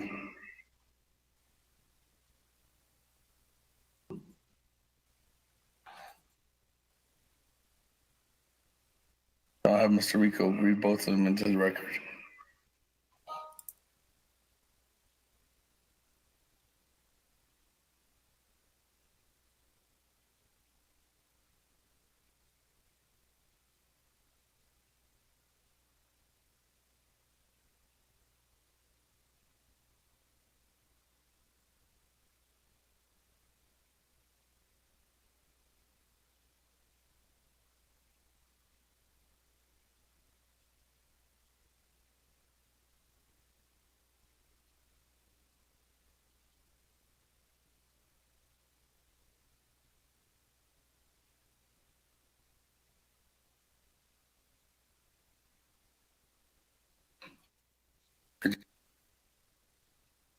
Okay, colleagues, you should have received both of them in your email address or to your email. Mr. Rico, the floor is yours. Mr. Speaker, members of the committee, amendment number 1, page 1, line 13, delete 2 and insert 4. 2, page 3, line 18, delete 2 and insert 4. 3, page 3, line 19, delete the Division of Community Development and insert an online portal developed by the Office of the Controller and administered by the Division of Community Development. 4, page 3, line 28, revised paragraph A as follows. The Navajo Nation hereby approves and adopts the CARES Fund Chapter Distribution Expenditure Plan as outlined in Exhibit 2 and hereby allocates a total of $90_2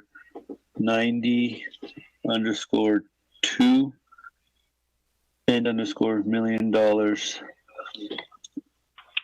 with $90 million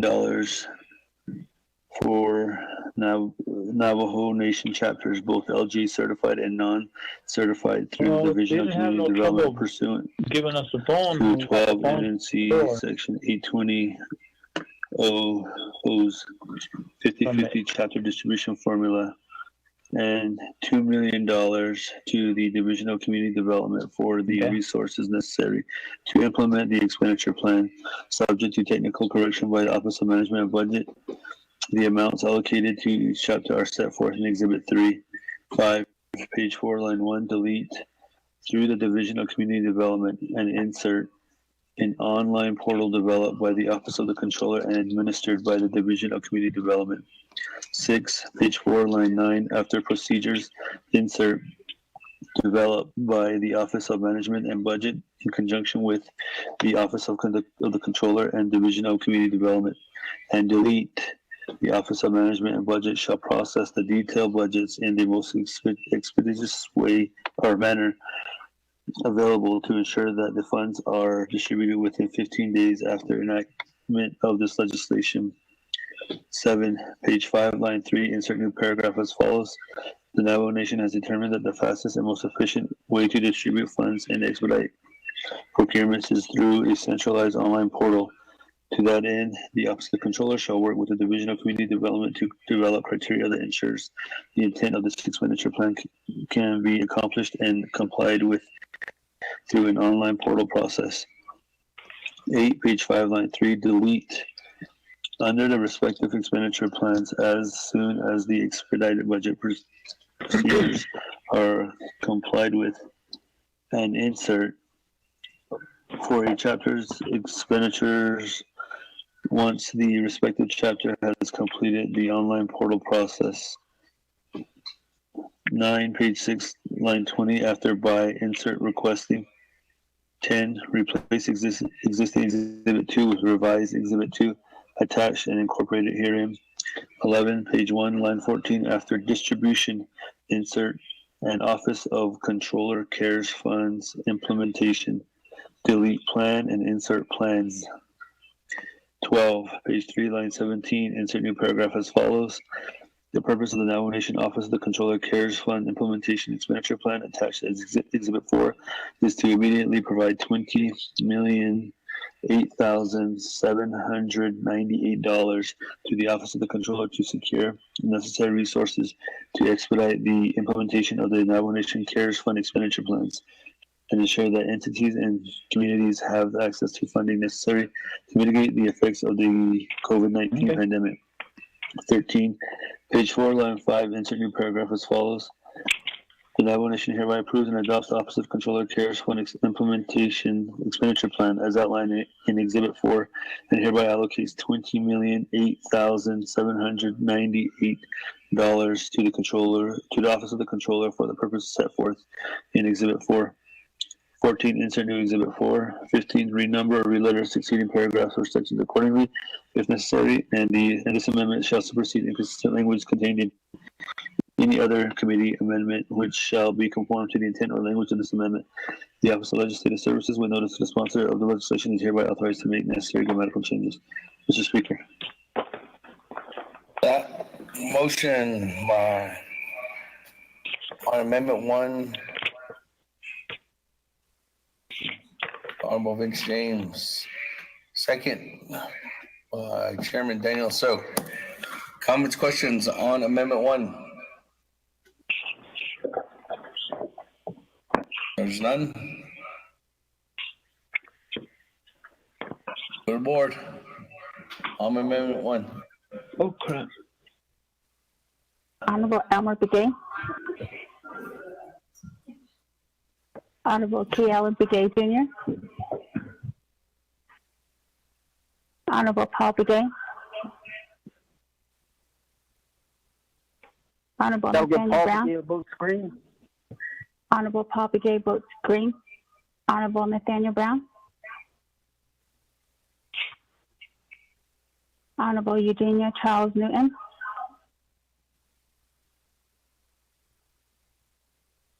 Honorable Amber Canaspa-Crotty. Honorable Herman M. Daniels. I vote green. Honorable Herman M. Daniels votes green. Honorable Mark Freeland. Green. Honorable Mark Freeland votes green. Honorable Pernell Holona.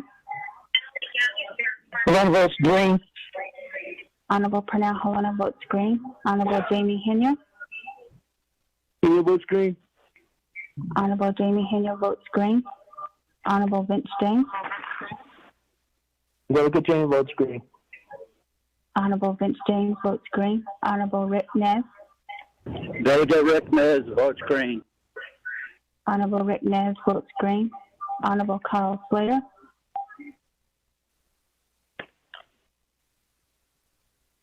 Honorable Raymond Smith Jr. Honorable Wilson Stewart Jr. Green. Sorry, green. Honorable Wilson Stewart Jr. votes green. Honorable Charlene So. Green. Honorable Charlene So votes green. Honorable Daniel So. Daniel So votes green. Honorable Daniel So votes green. Honorable Eugene So. Can I take the fifth? Excuse me. Red. Green. Honorable Eugene So votes green. Honorable Otto So. Honorable Otto So votes green. Honorable Thomas Walker Jr. Thomas Walker votes green. Honorable Thomas Walker Jr. votes green. Honorable Edison Wanika.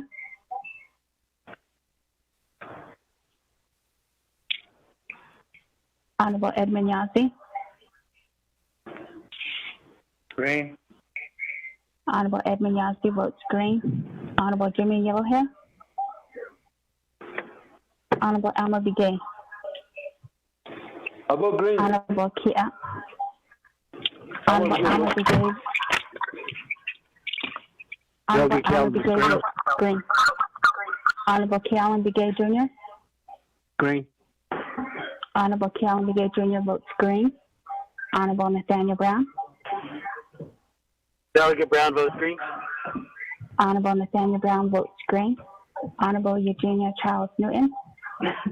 Charles Newton votes green. Honorable Eugenia Charles Newton votes green. Honorable Amber Canaspa Crotty. Honorable Carl Slater. Honorable Raymond Smith Jr. Honorable Edison Wanika.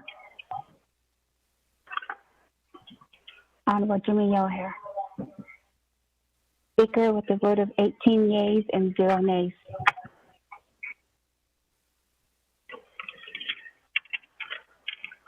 That on Amendment 1, 18 in favor, 0 opposed. Chair not voting. That back to the main motion.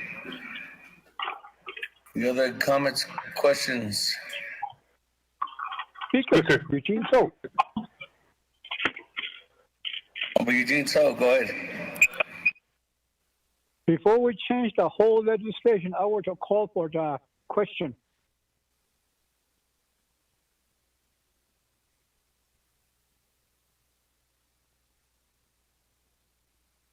Hey, Honorable Eugene So, unfortunately, the legislation has been amended at this time. So do you want to call for, are you calling for the question now? To the legislation that's before us, I wanted to call a motion for a question to vote on it. Okay. That colleagues, request by our colleagues go to the vote on legislation 0197-20. Honorable Freeland. Chairman Adoshnatai, before we vote, do we have to make an amendment to the expenditure plan as well? She already did it in there. Thank you, Lydia. Chairman, thank you.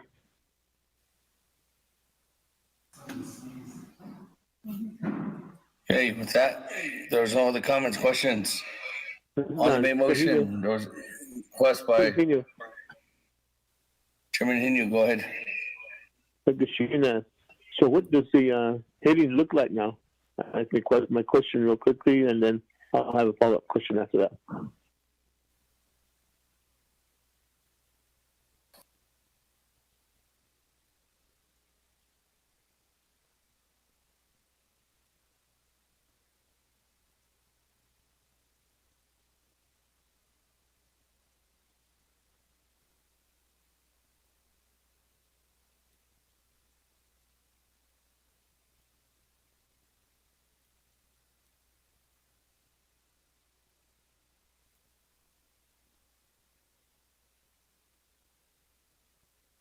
I have staff looking at it up. It's going to take about 10 minutes with all the previous amendments too as well. If I may, Speaker Damon. Yeah, go ahead, Chairman Hinu. Thank you for that. I apologize. We're still on recess. We finally took a recess at Budget Finance. As soon as we came on, I heard my name being called, so I voted. But I know it's on Amendment 2197. But so with all the amendments that are being made to 197, if it's no longer chapter distribution, and if it becomes a regular expenditure plan, then the intent of it is lost. Because I was hoping that it would still go across the street with the heading chapter distribution. And this way we could hold the president accountable to the chapters to see whether he still supports the chapters or not. But if we mix it up with all these amendments, and now what happens is it's no longer a chapter distribution, but it becomes a general expenditure plan. And then that way, the intent of it is lost, and I wouldn't support it at all. And because it's subject to many amendments, I mean vetoes again. But chapter distribution schedule in June and without no amendments is what I wanted to make a point. That's why I asked, what does the heading look like? Does it still read chapter distribution or not? So that's my concern, Shananta. 24th Navajo Nation Council. I just wish we wouldn't do this and just let it move forward, straightforward. And just our chapter, I thought that we start adding amendments and we just lose sight of the actual intent of what the Delegate Freeland had intended to do. So I just wanted to make that comment, and thank you, and I'll wait for the response on what the new reading looks like. Thank you, Secretary Damon.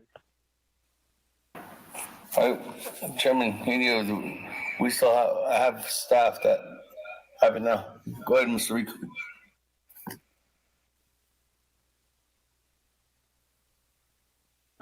Mr. Speaker, members of the Naabik'iyati Committee, the heading would read, "In action relating to resource and development, budget and finance, and Naabik'iyati committees and the Navajo Nation Council approving and adopting the Navajo Nation CARES Fund chapter distribution and Office of the Controller CARES Fund's implementation expenditure plans." Mr. Speaker. Okay. Any other comments, questions? There's once. Speaker. Went twice. Honorable Freeland. Thank you, Speaker. Shana, I wanted to respond to what my older brother was just his concern, and I appreciate his concern, Shana. Shana, the amendment that we made reflects the Office of the Controller's request for $20 million to be added. The reason is that they need some assistance as far as establishing a protocol. Excuse me, not a protocol, but they need some assistance as far as getting some staffing and some potential other pieces in place to get these requests processed. That's why. So we just added $20 million to the Office of the Controller, and I believe there was also a request from DCD ASC for staffing as well. But nothing except for the telecommunications that was previously done has been added on, brother. So I just want to reaffirm that and let you know. But, thank you.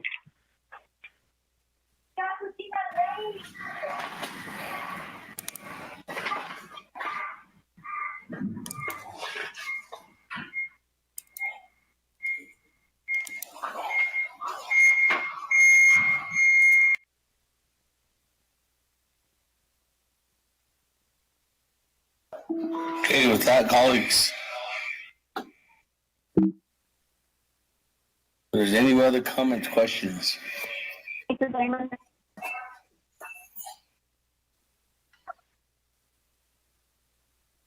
Hello? Hello, Speaker. Yes, Madam Chair. Mr. Damon, I have a question.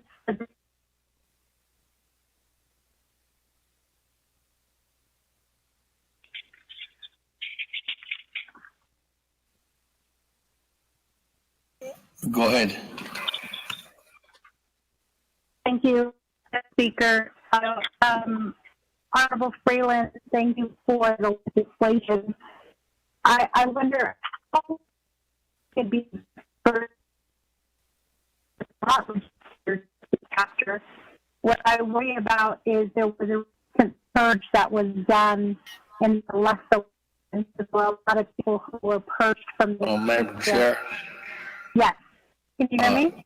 You're breaking up.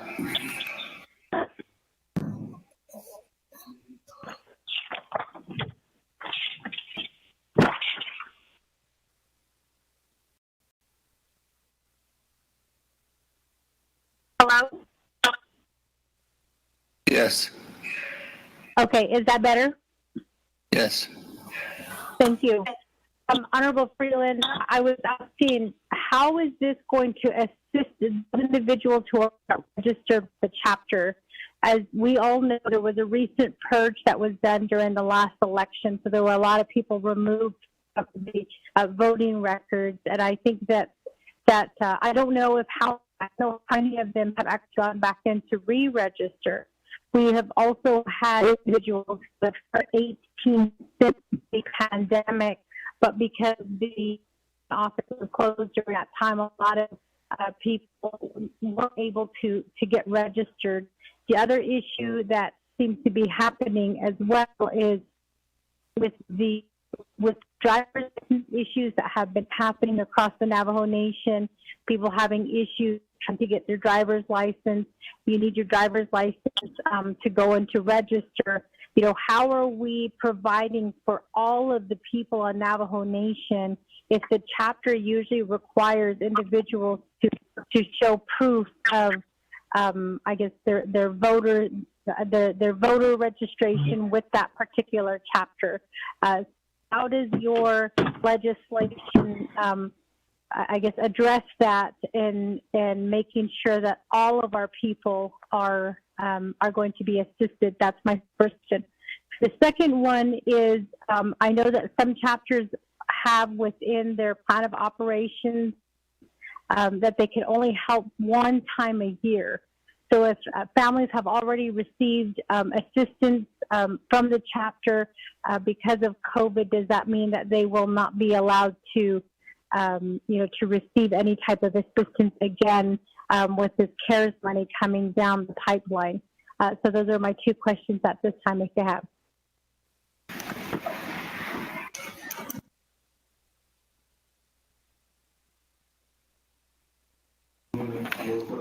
Hello. With that, let me go back to sponsor of the legislation, Honorable Freeland.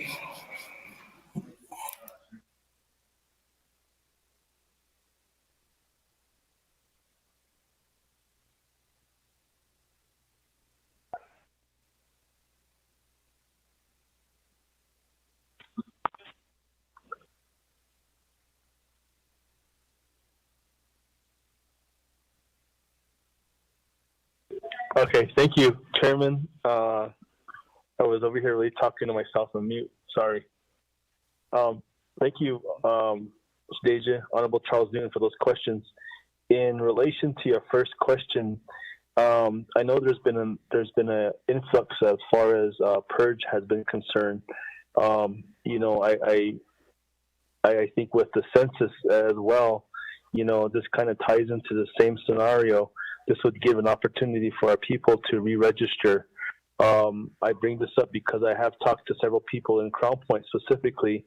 They stopped me and asked me how, this legislation could help them. And the first question I asked them is, what chapter are you registered with? And they said, I'm not registered with a chapter, or I'm not enrolled. So I did advise them to go up to the election office at the old police station in Crown Point and re-register, because I said that's real important that you be counted on those election rolls as well, and make sure that you do vote, but more importantly that you're counted as a member of that chapter. So that was one of my first instances as far as, this will also help chapters get enrollment as well, and gain enrollment back to the local level. So really that's the first instance as far as what I've experienced so far, as far as this enrollment.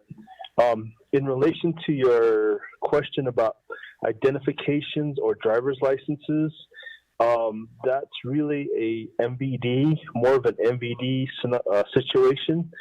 Most of our people should have an ID at least, at the minimum. Especially, I know elders, the first of the month they go in and cash their checks, but for the most part, the chapters or the chapter staff know specifically who the community members are, and if they don't know who they are, of course they do gain information. I have not heard or have not experienced any of my specific chapters or any of the chapters that have come across a situation as far as any experiences of chapters constituents coming into chapters with no identification, but that's still yet to be, that kind of situation is yet to be determined should it happen. In regards to your next question related to the one-time figures or one-time, this is a pandemic. This is an emergency. It shouldn't be just a one-time and one-time only. And I want to make that clear to all the chapters who might be listening. We got to help everyone in our community, so please don't distinguish or disregard or ignore those who are really in need of assistance at this time.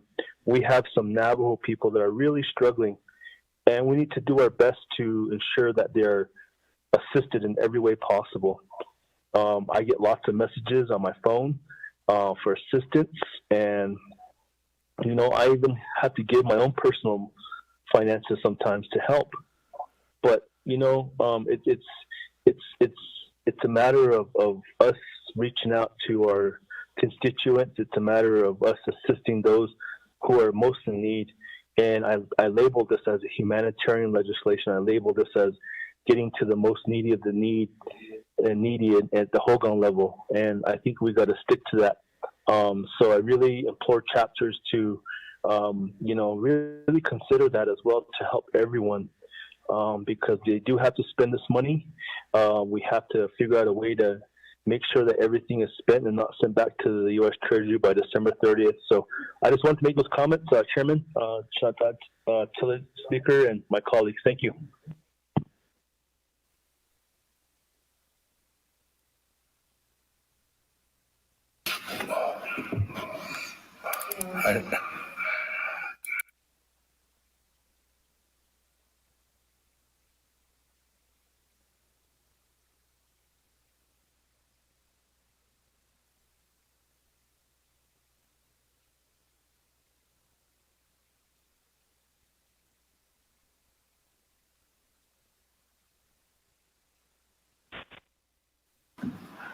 Okay.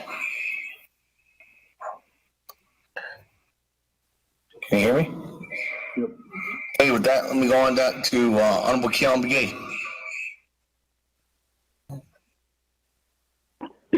Speaker, the legislation, I believe that how it was referred back to RDC is how it should go back up to the council. RDC, which is Honelia. And I hope it it is attained John Dodley had no been RDC, which is Honalian. According or going back through the procedure back up to the council. The get that's in the if they want to make changes up to the council, and we know the intent of it, we know the history, we know, I think it's in our head by now.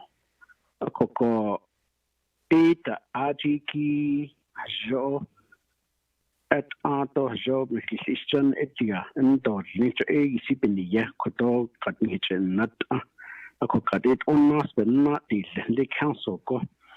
The shin that it are new hit our shin and non clear tank go age or even hin hot litron hit it. Cocodoni gets a change to Henio Yahatzi. Cohitation Koto, the job with our eel in Coco. The job latte dick the Quickson Nasi yet, the Quickson got the Hananacha. Cook at Kush could then hold just store. He got not as the day at Hanad does. Could a coco or did our could be not unique art watching. A coco Hajochi don't let it. The Nabe Kati was good eaten. We just say it, but when is it that we are truly going to help the people? But yet, could it all? It's not nature, man. Oh, the resource is nest. Hey, Dicky shit, what's here? But not me. I don't last just administration. Don't hear in kitchen. The hotel don't hit the next door. A coco. Controllers got the Quidishin in his heart. Three are not on his knee, the concept. I could aim the chapters. I truly believe that our chapters are able and capable. But there has only played a hate up, it's not a get to a quack, a gishi, I know you're not. And I think that was one of the main reasons why it was referred back to the council, to RDC. RDC, okay. Don't hit a Honalia and hot egg out easy. Dig at last chapter, RDC, full council, but Honalia, Coco. Sure, dig at Benya Adan hitch, but not snake, a quack and high chalia. After a sub-recipient no that did Arnold so Sindiki base had that the dot I seen that I don't con had that be not so she don't go did out at did I chapters people in deal nish. Johan Nigo go arch by Yates Kiko Shinka. So not a good lot be kitten nati kako good out on the taking it near had a Chanel baby cat deal was go out. A quacky key or banan hinge can't or skillko, nasty disney. So skillko, quadon, lat hit ashing, been that on shiki at all niche. Or quacky banan hinge constant and finicky. I was kid and net day and then get to eat. Those are the procedures. But what I just said, speaker, if that was addressed, I apologize, but that's what I think should be the topic and getting it cleared out before it be represented back to the full council. The reason why it was referred back to the RDC. So, Edeya, Kodosha, if the case is Zingo, it be half seat on this speaker.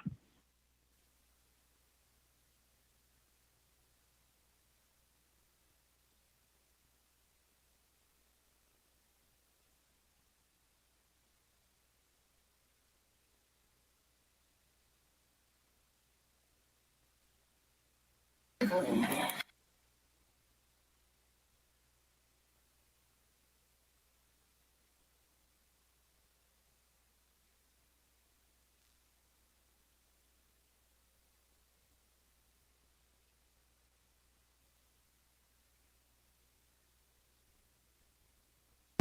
that, hello, this is Greg Smith. with that, let me go to answer the question that's going forward, Honorable Keon Begay.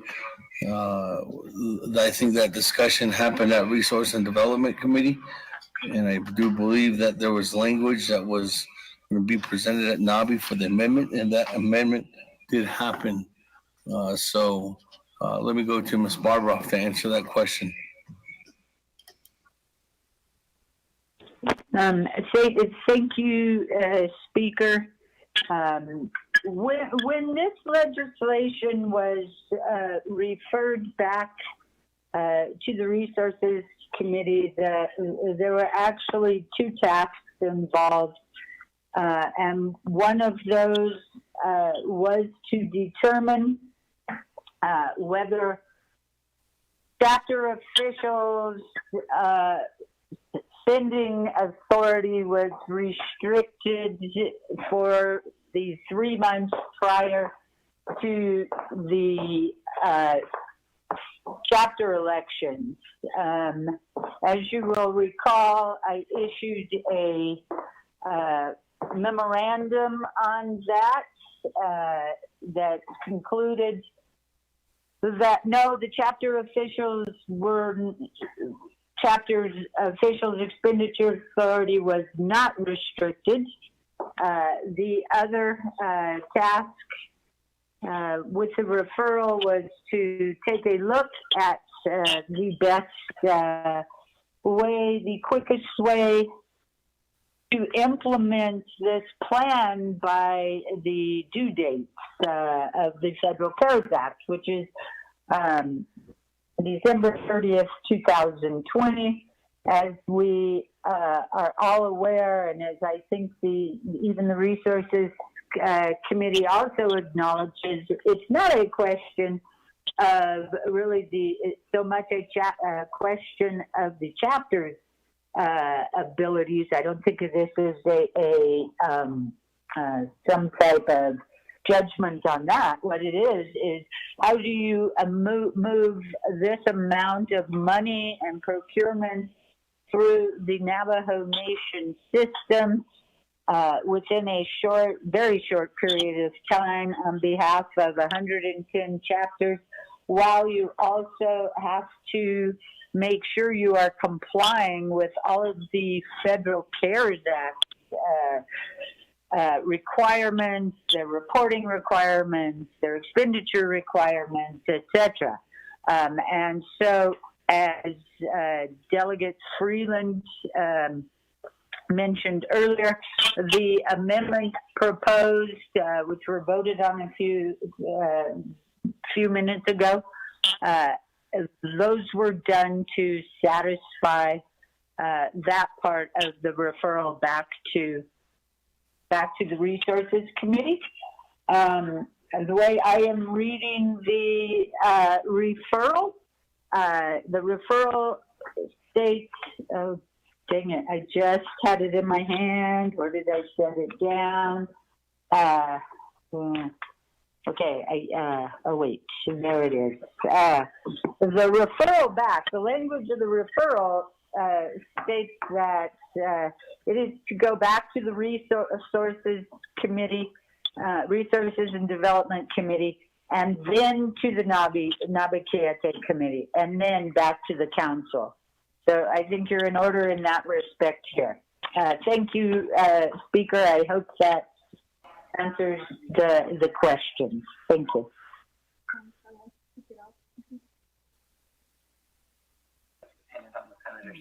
Okay, thank you.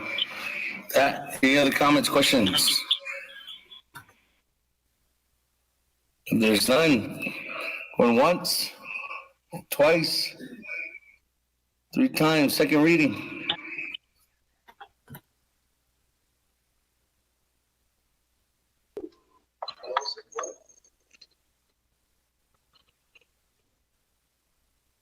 Mr. Speaker.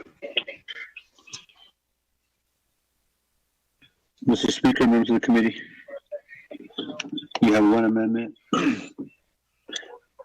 1, page 3, line 13, delete 2 and insert 4. 2, page 3, line 18, delete 2 and insert 4. 3, page 3, line 19, delete the Division of Community Development and insert an online portal developed by the Office Controller and administered by the Division of Community Development.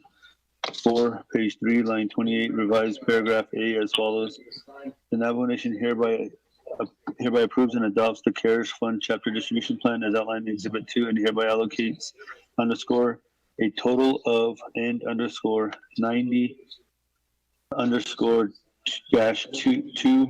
and _ $1 million in parentheses $92 million _ with $90 million for and _ overstrike 2 and overstrike Navajo Nation chapters, both LGA certified and non-certified, through the Division of